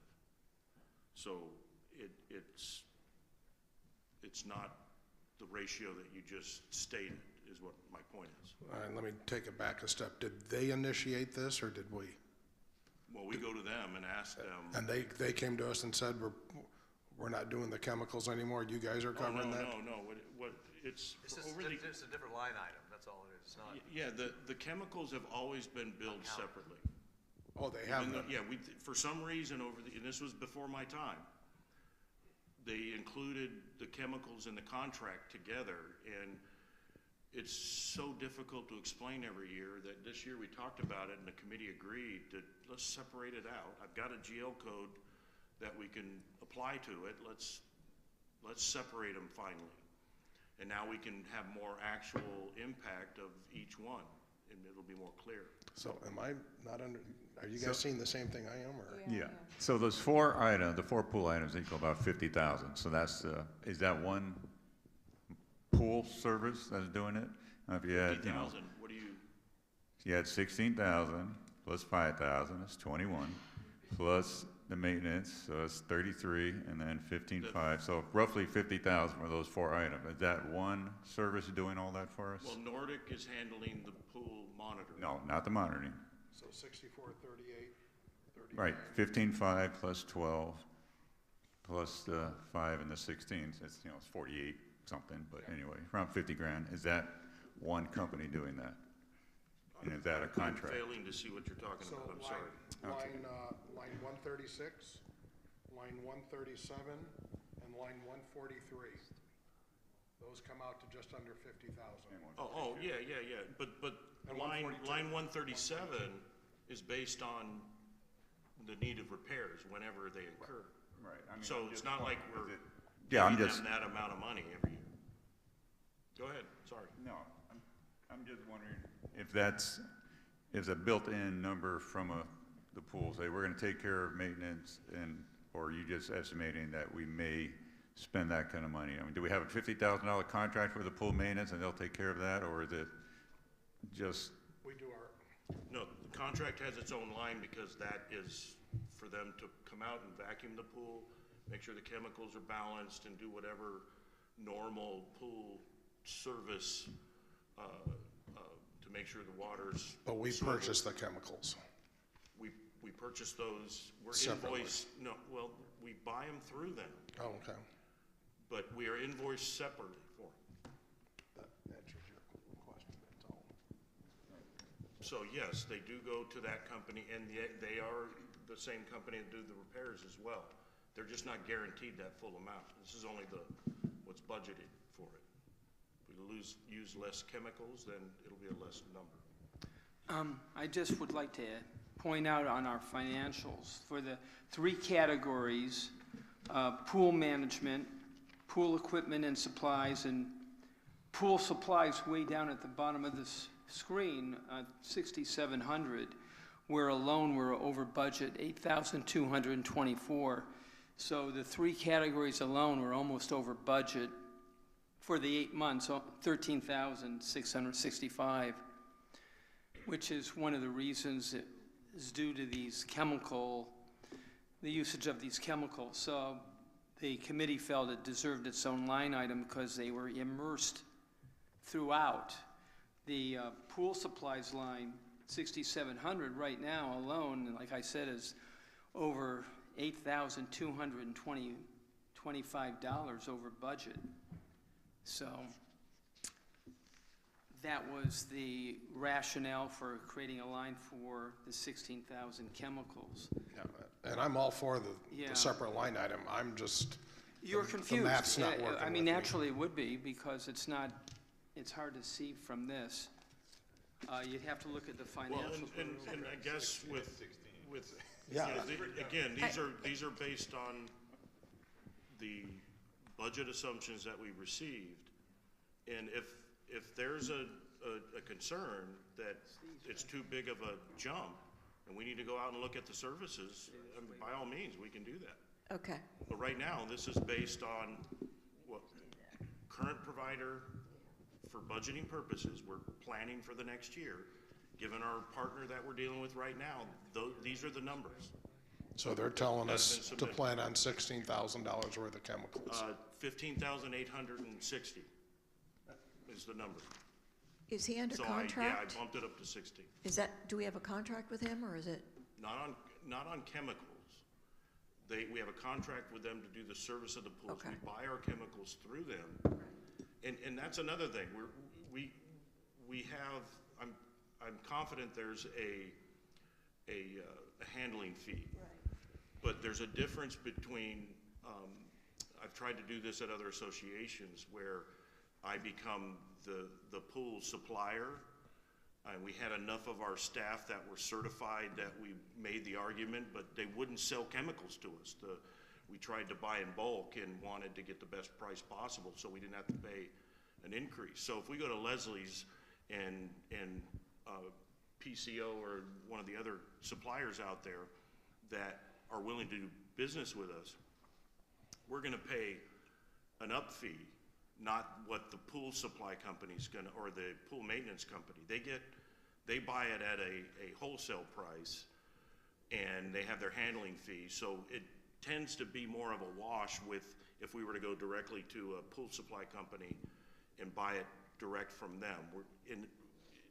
it ends up being very close to the same price. I'm looking Jim, for that wash, that's what I don't see. I'm seeing the wash as a $10,000 increase for us. Yeah, I'm kind of regretting that we broke it out. We should have just left it alone. Jim. And you just see the difference between the 22,000 and the 31.5, because that's what, the budget, that's the difference. Quite a few years ago, we looked into this, and the storage was a big problem. If we had bought the chemicals and trying to store them here, they're not easily storable type stuff. No, it's It not. was a big problem. So they bring it out as needed, that's right. That's good. That's another good point. I think I'll go for a swim. Coming down, our next item here is pool equipment and maintenance repair, and it is over budget. It's running close to $12,000 right now, so we're just increasing the budget projections out. So increasing the budget to $12,000, which is a $3,000 increase. And you have aging. This is again equipment, and as we've talked about, a lot of our equipment is aging. So that just adds to this. Next item is 138-6526. This is Clubhouse supplies, and Kara does a lot of this and manages this. And right now it's drastically under budget. It's at $6,400. So we're thinking of decreasing this to $8,000, saving $4,000. And again, this is, Jim says that Kara is quite comfortable with this amount of money to do that, since it has been, projecting as under budget. So we're decreasing the budget there by $4,000. Come to equipment repair, fitness equipment repair maintenance. Oh, I'm sorry. Oh, coffee supplies. Okay. This is trending close to budget. So we're just going to, with inflation factors of all that, we're just increasing it $500 to $10,000. Okay, down to fitness equipment. Okay, right now we have a budget of $6,000. We're under budget on this, but we feel that there is a preventive maintenance contract out there for $3,000, and where our cardio equipment is needing some repair, more repair. So we feel that that's going to be, due to age again, we're going to have to increase this by $1,000 up to $7,000. The janitorial supplies and maintenance, this is also over budget. It is running right now at $32,738 over budget. We find that with the increases in the having to sanitize because of COVID and that, we're still doing that, and also the inflation, we felt that an increase to $35,000 is reasonable. So that's a $5,000 increase. Pool supplies, this is the non-chemical part of it. It's over budget, and so we felt that we needed to increase it by $2,000 to $5,000. And then pool chemicals, I'll have to skip over that one. Don't need to beat a dead horse. There's more to say. Anyway. You'll hear from me. I know. Me too. Then recreational sponsored events. These are the events that Kara throws for the community that are not, we don't collect money on. And so this is running over budget. And so we're anticipating an increase of 15,000 to, increase 5,000, 15,000. And that would cover those increases there. So this comes down to, we're having an increase of $29,228 as of now, and that is a $23,000, 23% increase from the 2022-23 budget. Brings us up to $155,800.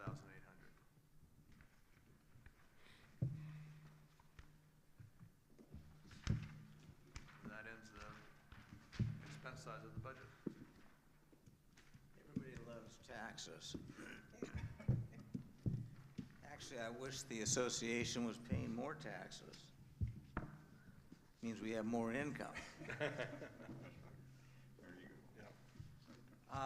Line 151, federal income tax. This is the estimated tax owing on income for the current fiscal year we're in, 2022, 2023, even though it's going to be paid during the next fiscal year, 2023, 2024, just like we do individually. We're paying this year in 2023 for the income, taxed income we earned last year. And you're talking about interest income. Yeah, it's interest income primarily on the reserve account as well as operating funds, and then any other outside source of income that we may happen to come across. Salon rental. Yeah, like the, Jerry, so- because we got some new CDs or something at a really nice rate, you know, $500,000 or something, that doesn't affect this until next year, or Not do we this pay budget. as we go? It won't affect this budget, but it will the following. Okay, yeah. and then line 152 is the California state tax, $5,000. Again, it's for the current fiscal year that'll be paid, excuse me, yeah, for the 22-23 fiscal year that will be paid in the 23-24 fiscal year. And finally, line 153 is property real estate tax. And we're currently paying approximately $700 for property tax on the parcel that was purchased at the corner of Avenida Florida and Colony on the, southwest corner, I believe. And although the property has been annexed, we're still waiting apparently for the Riverside County tax assessor to approve it. And when it's approved, this line item will go away, but. Yeah, to approve tax exemption is what, yeah. Oh, I see, sure. Yeah, but, and probably they're in no hurry to do it, which costs us $700 a year. So, but that'll eventually go away, maybe even by the next time we're here presenting a budget. Any questions? Well, maybe a lawyer on the finance committee could make some calls. Do you know any? Who might that be? I can remember, you're pretty good, Jerry.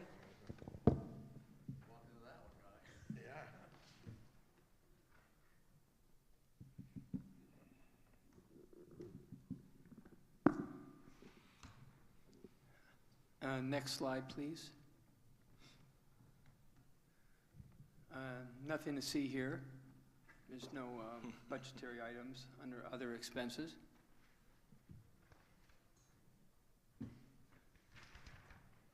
Okay, this is the reserve contribution that we're recommending for the next fiscal budget. We are looking at an increase of around 10%, going up from 971,995 to a new total of 1,069,186 towards reserves. We did get an initial draft from our reserve specialist after his on-site inspection. He did add 2 new items to the reserves. That would be the Fountain Park at the end of Avenue de Florida, and also our camera system. So those are going to be accounted for future replacement or repair many years down the road, hopefully. We now have about 17 categories within our reserves, and at some point, not for today's discussion, but down the road, we'll do a deeper, I'd like to do, or we will do a deeper dive together on the reserves. But for now, the good news is that with this contribution, it will bring our reserve funding level from 63%, which by industry standards is considered modestly underfunded, the benchmark being 65%, to a little north of that at 66%. So we're trying to inch up slowly but surely and get to our 70% threshold where we would like to be level. And this is a step in the right direction. But our lawyer the other day said with all her experience with the HOAs, that we're doing pretty good. So no matter what those numbers are, you know, from her perspective, we're in good shape. Right, right. And we also rely heavily on Jim Nash, who did for a living. He did reserves at communities like this, so I always seek his guidance and mentorship when it comes to reserves, and he is very happy, very pleased, I should say, with the current draft. There might be a couple tweaks, and I asked him if there would be any changes with the contribution. He goes, no, there may be a few tweaks, but nothing that should affect the bottom line for the contribution, which is reassuring. Next slide, please. So this is the aggregate expense total. We have a new expense total where we've gone up from our last budget of 5.4 million. We're now going to be 6.2, almost 6,194,000, which is a variance of 791,652. Next slide, please.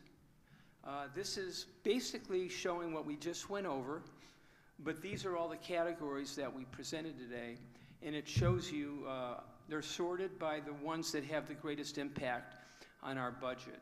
The general administration, as you can see, it's almost 30% of our budget is tied up in general administration. The big hitter there, of course, would be the Associa, our management team that runs the day-to-day operations of the colony. And then right behind it, very closely behind it, is our landscaping. So those are really the big major expenditures here at the colony right there. And then we have reserves right below that, property protection, which is largely the Nordic contract, and then the golf course subsidy, which is coming in below 4.9%, and then all the way down to taxes, which is much less than even 1%. So that just gives a, and then on the column under per household, we have the annual amount of 6,194,215 at the bottom of the page. Monthly, that's equivalent to 516,185. And now if you convert that on a household level, divided up by 1,586 homes, each home is responsible for the expenses of the colony of $3,905.56, or on a monthly basis that would compute to $325.46, not taking account of the income portion, which we'll get into in a moment. So that gives you the full extent of what the expenses are to run this place. It's going to cost us this much to do colony, to keep the colony provided and managed very well as we come into the next fiscal year. Next page, please. This is a pie chart, which just basically showed the same thing that we just looked at before. Again, it's showing that the biggest piece of the pie is the general administration and also landscaping. It's taking well over half right there, and then 17% is reserves. And then the other part of the pie in that quarter is all the other categories combined. And you can see really the golf course is just a small sliver of the pie, but it's there, but it's still a small sliver. Next page, please. We're starting now to get more into we're starting to transition a little bit from our expenses and towards our income discussion, which we're going to be having momentarily. So right here, we're starting to discuss how it's going to impact us as a homeowner. Well, the current budget shows where we were last year and how we got there. We started out with colony expenses of $5.4 million. We were fortunate enough to have around $89,000 of other income, which we'll discuss in the next section. And we had that equity subsidy of almost $175,000. As you may recall, that came from the golf course settlement account and money that we simply drew out of equity. It brought down what the homeowners are going to be responsible for to $5.1 million, or $270 per door. Now we look at the next column, and it shows where we are proposing and recommending. Our colony expenses for this particular budget that we just reviewed together is about $5.9 million. That's the very top line under the 2023-2024 budget. The golf course expenses is a new line item. Last year we were using our equity to fund it. This year we're going to have an HOA assessment to fund it. That's going to be a total of $304,512. We are going to have estimated other income, fortunately, that will approach $104,000, and that'll bring down our homeowner assessment responsibilities to $6 million, $6,090,240, and that would equate to an HOA as it exists now, before any changes that the board may elect to make, at $320. So so the next section on the right-hand part of the page, it shows the changes from the prior budget. If you go all the way down to the right-hand margin where we have the HOA assessments, the colony expenses alone are $25.60. If we did not have the golf course, and if we did not have our equity subsidy from last year, we would be looking at an increase of only $25. Because remember, we would still have the benefit of an offset of the other income. So we would be looking at around a $25 increase per home. But the problem is we do have the golf course, which is $16, and we do have the gap that was created from the equity last year, which is another $9. The two factors, the golf course and the equity, is alone equivalent to $25, or 50% of our current fee, which is going to go up to $50. So that shows you how we got there. Colony was $25.60, golf course is $16, offset by nominally by other income. Then we have the equity gap, because we should have been at 279 last year, but we're not. We're at 270. That gets us to $50, or 18.5%. Next page, please. This basically shows the income sources that we're going to be talking about in more detail in a few minutes. The homeowner assessment would be $320. We have fees and fines that we're going to be collecting on, projecting. These are basically just projections and estimates of $4, and then other income a little over $1. So, and that would bring us to where the expenses were on the prior page of $325.46. That matches the expenses, and that's how we got there. Now we can go back to the budget, and the next page will bring us to the income section. So now you have a better understanding of the income section based on what we just went through. Here's the owner assessments that we just talked about, showing right here at $6,090,240. We just went over the page that showed us how we arrived at it. Next page, please. And here we are in our income section finally. So these are the other sections aside from the burden that the homeowners have to pay from the HOA assessments. Golf course activity, we've already have determined are non-collectible at this point, so we don't expect the $500-600 a month from that, and we haven't been receiving it. We have gate and access fees of $3,500. We're keeping that conservatively the same at this time. Key income is not much. We're keeping it at $500. Move-in and move-out fees, I know this is a topic that could be explored further. We were $45,000 in the 2022-2023 budget. We're bringing up nominally by $1,000 to $46,000. Currently, the move-in and move-out fees, I believe, are at $250 for a resident and $100 for a rental. So it's something we need to be thinking about. I've seen all the work that goes into any new resident now, but I'm getting a little closer look at it. $250 is too low.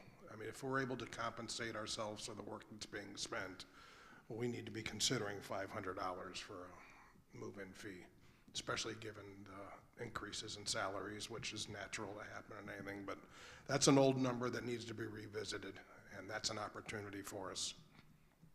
I don't know what you guys think.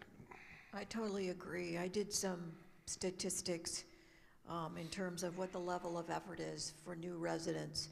Setting up a new resident file, removing old residents, setting up billing, removing old, vehicle registration, including setting up system to acknowledge the new cars, purchasing new transponder decals, staff placement, new resident age verification, pool key registration and new resident orientation. Now, all of these duties are done by more than one associate staff member, but I just did math based on one person at $20 an hour and 40 hours, and that was $800. So I think 500 is reasonable. I think that we should look into that and see how we could adjust this. But it's up to the board and it's a policy change. Right. It's a policy change. And just remembering that historically and how the board arrived at these numbers before, when they initially launched this, because the numbers are a little different than the original launch, were based on some actual cost, and we are bound by that in this industry. The laws call for, you can't just have a fee to have a fee. It needs to be tied to specific and actual costs. So there is some room there because the numbers were reduced after the initial rollout, especially the landlord fee was the one that was lowered, probably the biggest percentage. And if the board wants to relook at that and get closer to, if not at or above, based on inflation contributions there, to a bigger number, you likely can get there and do that.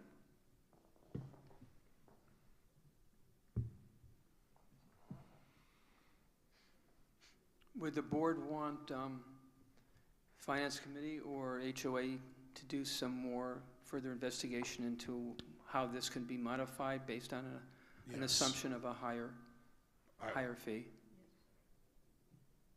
Do we need a motion on that, Jim? You weren't here to make any actions, so Yep. I think a directive to the committee is proper. Yeah, that would be good for all of us to see some justification behind that and what the current market should be for that rate. Yeah, the approval will come when you approve the budget. If it includes that, that'll be part of it. Okay, moving on from the move-in, move-out fees, there's no change for social recreation or activity fees.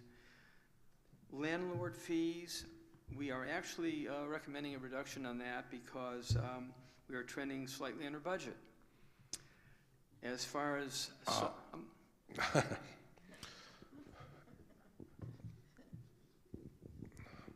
we need to revisit that number also. Okay. There is a lot of work that goes into renters, handling the residents as you're split between when do you work with the resident and when do you work with the landlord. I've seen the work that these guys got to go through.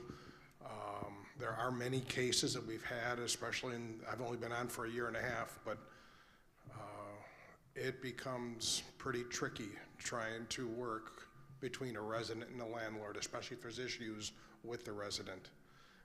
And I think that's a fee. We got to remember that the rental revenues are increasing. We don't need to subsidize that with only $100. We need to make sure that there's a fair market value for what we have to go through to support renters. I totally support having rentals, but let's make sure we're getting the right amount for that. So keep in mind that I totally agree with your logic and what you're putting on the table. When it comes to the budget piece of it, we can count on the move-in fees, or the real name is the registration and orientation fee is really what that line represents. It's for new owners, new residents. Mm-hmm. That there's typically about 10% on average that we can expect every year of turnover, excuse the expression, in the colony by way of new residents coming in. But when it comes to rentals, and the way this fee structure is set up, it's only paid when there's a change in the rental. Right, it's a one-time fee. Well, it's a one-time fee while they're in the house. So when it gets rented another time, then there will be another fee kicks in again, I get that. So that's a little harder to predict what the percentage is going to be on that. So even, I do see this number increasing based on the fee itself for individual, a single change will drive that number up. But don't look at it like it needs to coincide percentage-wise with the move-in line in any way, because that's a much harder target to hit budget-wise. Yeah, my point is there are potential added expenses with renters that we don't need to be subsidizing that. It's understated, and it was changed from the original based on the board's interaction with those affected by it when it was initially implemented, and it was adjusted. So the original rollout, it was $300 was the original landlord fee, and they dropped it to the $100. So let's look at that too, if we could, Chuck. Yes, we will look at that.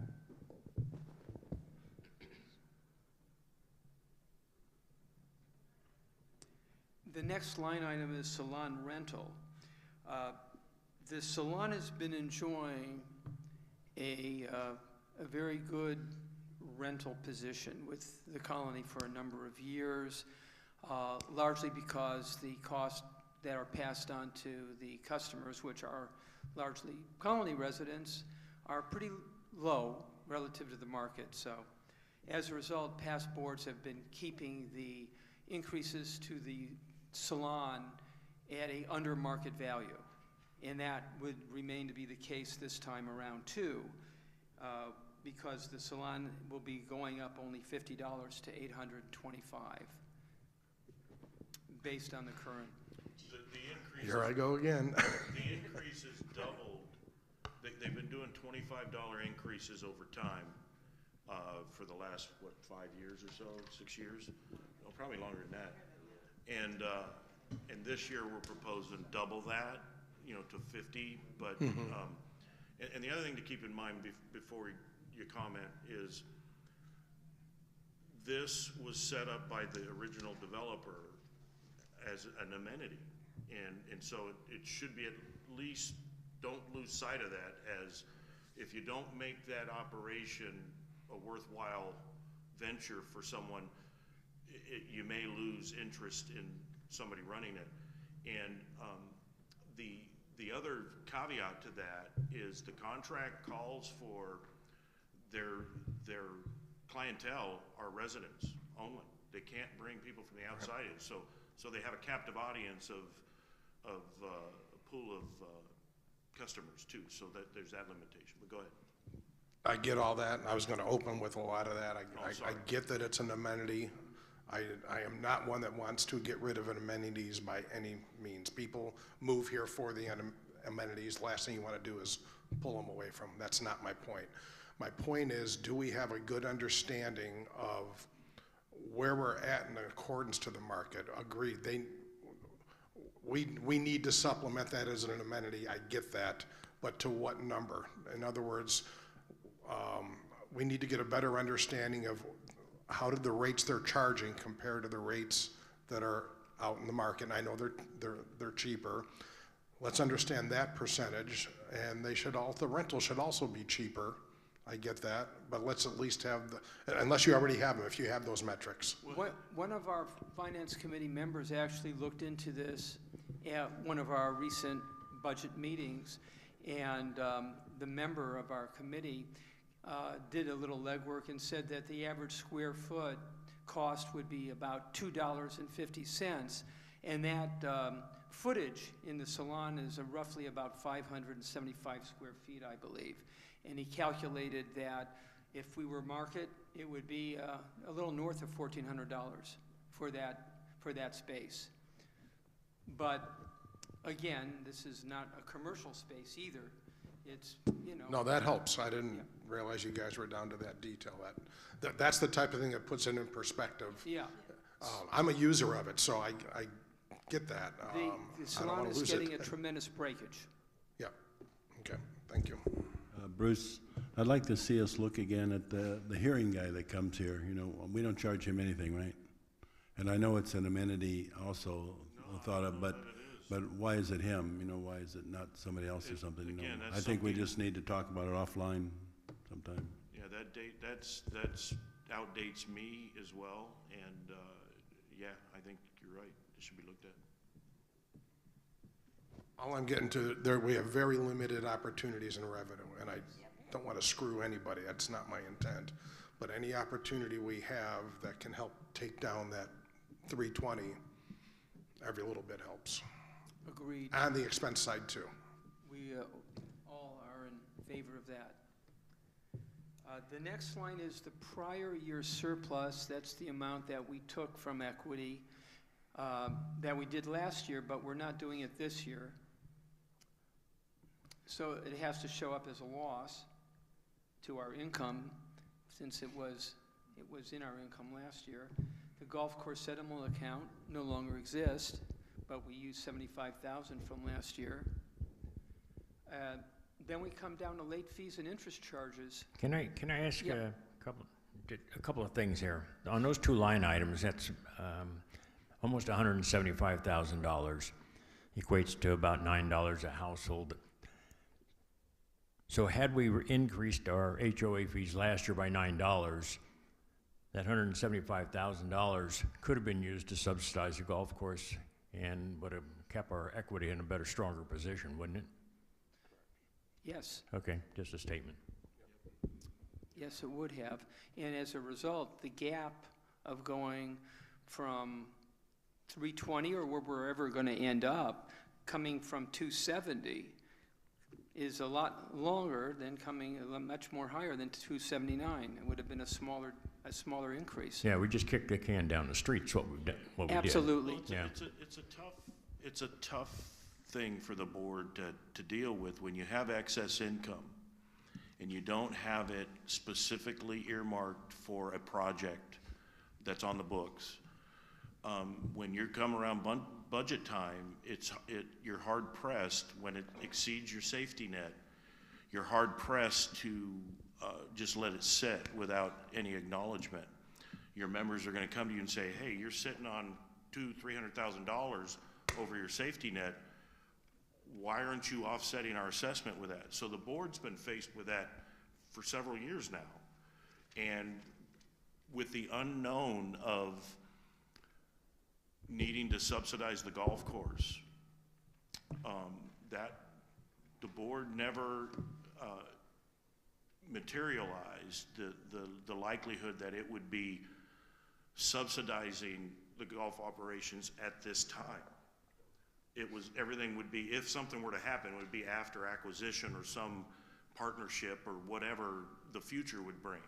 But just to keep the doors open, you've spent the excess equity to cover the shortfalls of the golf course. So yeah, it's created this stark reality of that actual can that's been kicked down the road of the prior surplus. Because if that golf course piece hadn't happened during this fiscal year, we would still have some funds available to offset it in the settlement account, to offset litigation. We could have offset even a little bit of the assessment potentially. At least the board could have had that conversation. But those funds are literally, you've written a check and they are now gone.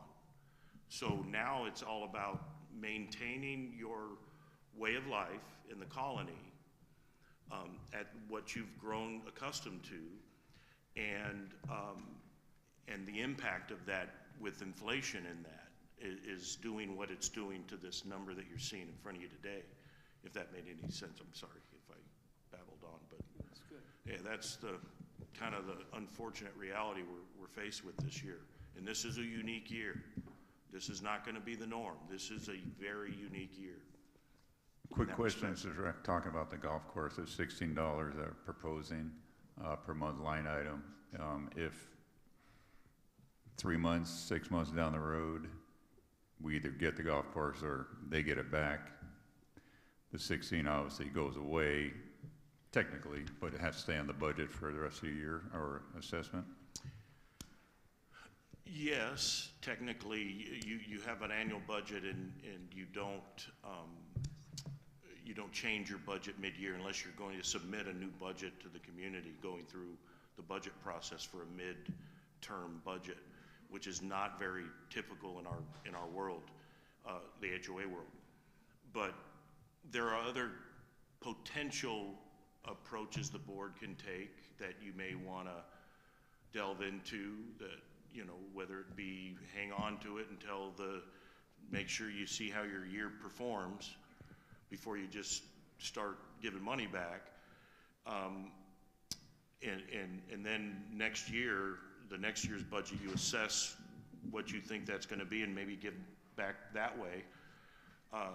When you get closer to the end of the fiscal year, I've seen some associations that have said you don't pay your last month's assessment, or you don't pay the last 2 months to offset what that difference is. So there's some potential creative ways to go, but that's going to take some discussion and certainly a deep dive into the reality of what that does to the financial picture. Yeah, I think that's kind of where, I'm just guessing, Pat, that's where we artificially reduce a monthly fee. But if we were to do what you said, here's what our actually cost per month is. You know what, these last 2 months we don't have to pay or whatever.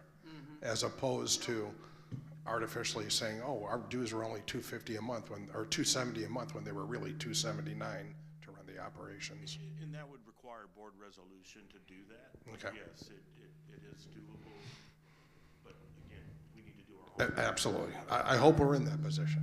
No, we all do, for sure.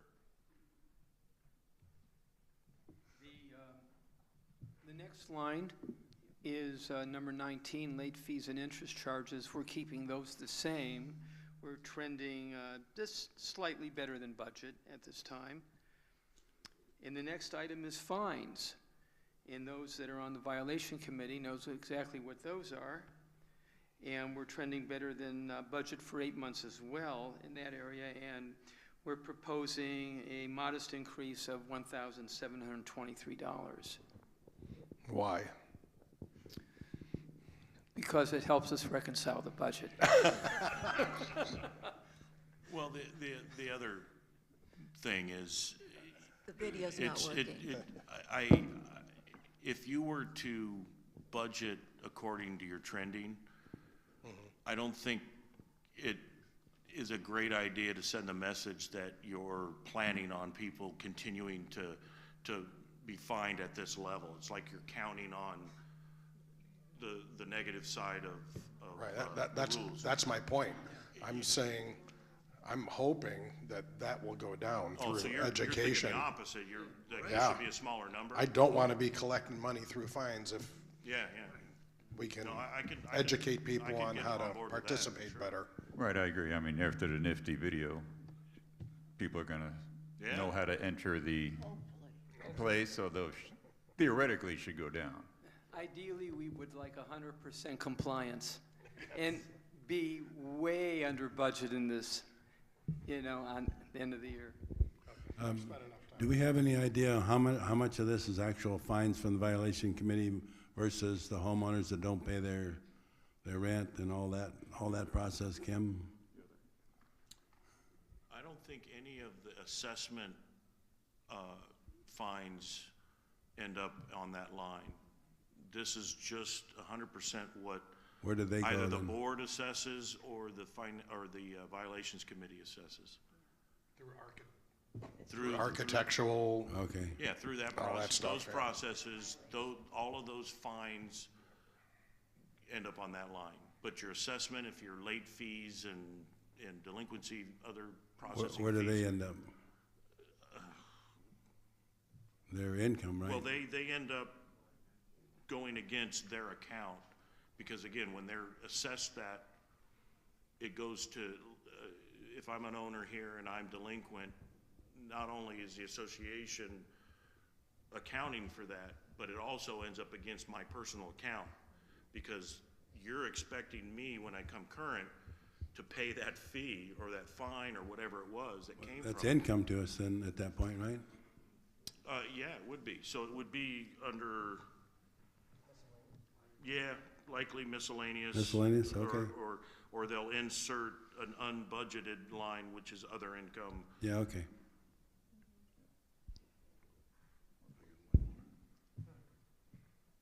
And then under miscellaneous income, we have received a whopping $30 so far this year. One more clarification. Line 19, late fees and interest charges is also where that your assessment side of the enforcement comes from. Sorry. So we have 0 for miscellaneous income. And under the line 22 interest earned operating accounts, we got a little aggressive here because we're now moving our monies and our funds into higher interest earning bearing CDs and other types of instruments like the Smart Fund, which are earning upwards of 3 or 4%. Whereas a year ago, this time, we were talking about 1.2 and the likes, you know. Didn't we put in $500,000 at 4% with Stifel? Yeah, we have some instruments at 4%. I mean, that's 20K instead of 15. Yeah, it would be 20K, but we're being conservative here because rates are going to be possibly trending down this year. The economists believe that in December, we may be looking back at an inflation rate which is more normal, around 3.5, 2.7. So in our conversations with Kevin Bocock, rates could be trending back down again over time. So this is playing it safe. Yep. Yeah. It's going to be more than that. We're confident, but it's playing it safe. But very good observation. I didn't realize it was variable. I thought we had a fixed amount for the first year or something, but it's variable, huh? The 4% on the $500,000? Well, some of the instruments that we have decided to go into due to the liquidity necessities for the golf course, needing 1.5 at our disposal, we've kept some, Kevin Bocock was putting us in at Stiefel into instruments that mature within a month. Okay. And we're still collecting a rate of 4% on them, annualized. And so it's really 1/12 of 4%, but still it's better than it's just sitting there on ice.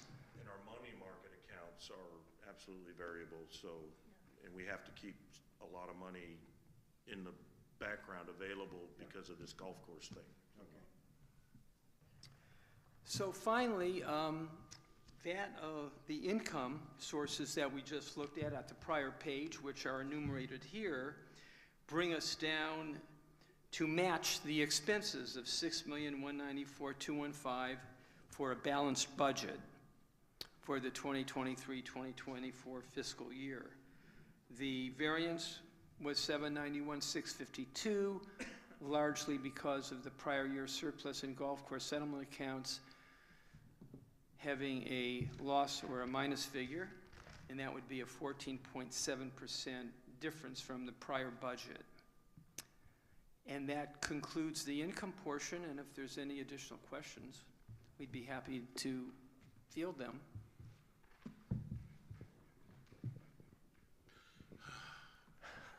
Thanks, guys. Great job on getting down to the details on this, and we appreciate all the work. Hold on. Jerry, if the board desires, Jerry does have a slide of the discretionary income. Oh, if it's up there, put it up. There's several line items that we went through today that would be construed as discretionary. And Jerry prepared a sheet for the board's pleasure that if you Is it up here? Yeah, yeah. would you, Kara, this is it. There you go. These items are considered discretionary, and I'll turn it over to Jerry. Yes. These aren't hard and fast. These were just categories that jumped out at me that the board might want to take a look at or might not want to look at. And certainly there may be other line items in the budget that could possibly be reduced as well. But going through this, number one, the annual committee appreciation luncheon for all committees, food and entertainment, there's a line item budget of $7,000.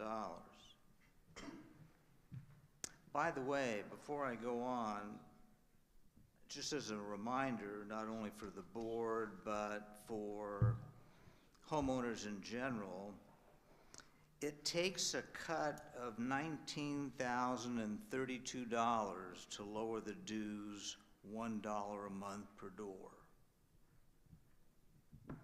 Just so everybody has that in mind when you're looking at these numbers. So to put it in perspective, if we were to cut all that, it would mean $3 and change off of our dues. $3.27 to be exact. It could have a larger impact from an experience standpoint. Without question. Yeah. Second item is the holiday decorations, both interior and exterior, is $9,000. The subscriptions, number 3, for Union Tribune, Press Enterprise, Netflix, HBO, and Amazon Music, $1,256. Indoor plant maintenance for the clubhouse, $6,500. The clubhouse supplies, coffee, condiments, hot chocolate, popcorn, batteries, miscellaneous pantry items, and miscellaneous non-janitorial supply items for the clubhouse, $8,000. Number 6, coffee for the clubhouse, $10,000. Recreation-sponsored events, pay-per-view sporting events, annual electronic pickup service, shredding service, piano tuning, food and supplies for the open session board meetings and the annual meeting, $15,000, and then staff uniform for maintenance and property service departments, $5,500, totaling $62,256.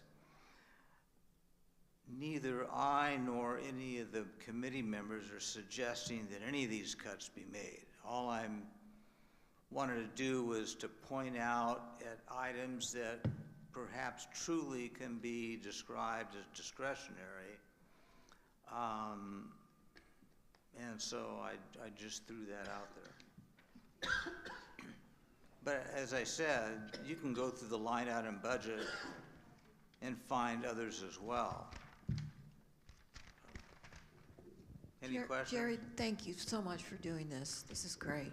Can you email it to us so that we can include it in our board package review? Not like we're going to jump at it, but just so we can have the information. Please? You want me to make copies? Just email it to us or email it to Jim. We can do that in the office. Yeah. We've got the slides. So. Okay. Yeah. By the way, this number is about 1% of the total budget. Actually, 1.004%. So, just to put that in perspective. All right, thank you. Well, thank you, everybody. Appreciate the work on this. Thank you all that are here that attended. Appreciate that. Also, and those that are watching streaming, wherever the cameras are, remember that, is it next Tuesday, I believe, is at what time, 5 o'clock? Next Tuesday at 5 o'clock is when the residents can come and ask your questions, make comments, and you guys can give us some input on that also. Other than that, I would say this meeting is adjourned. Thank you.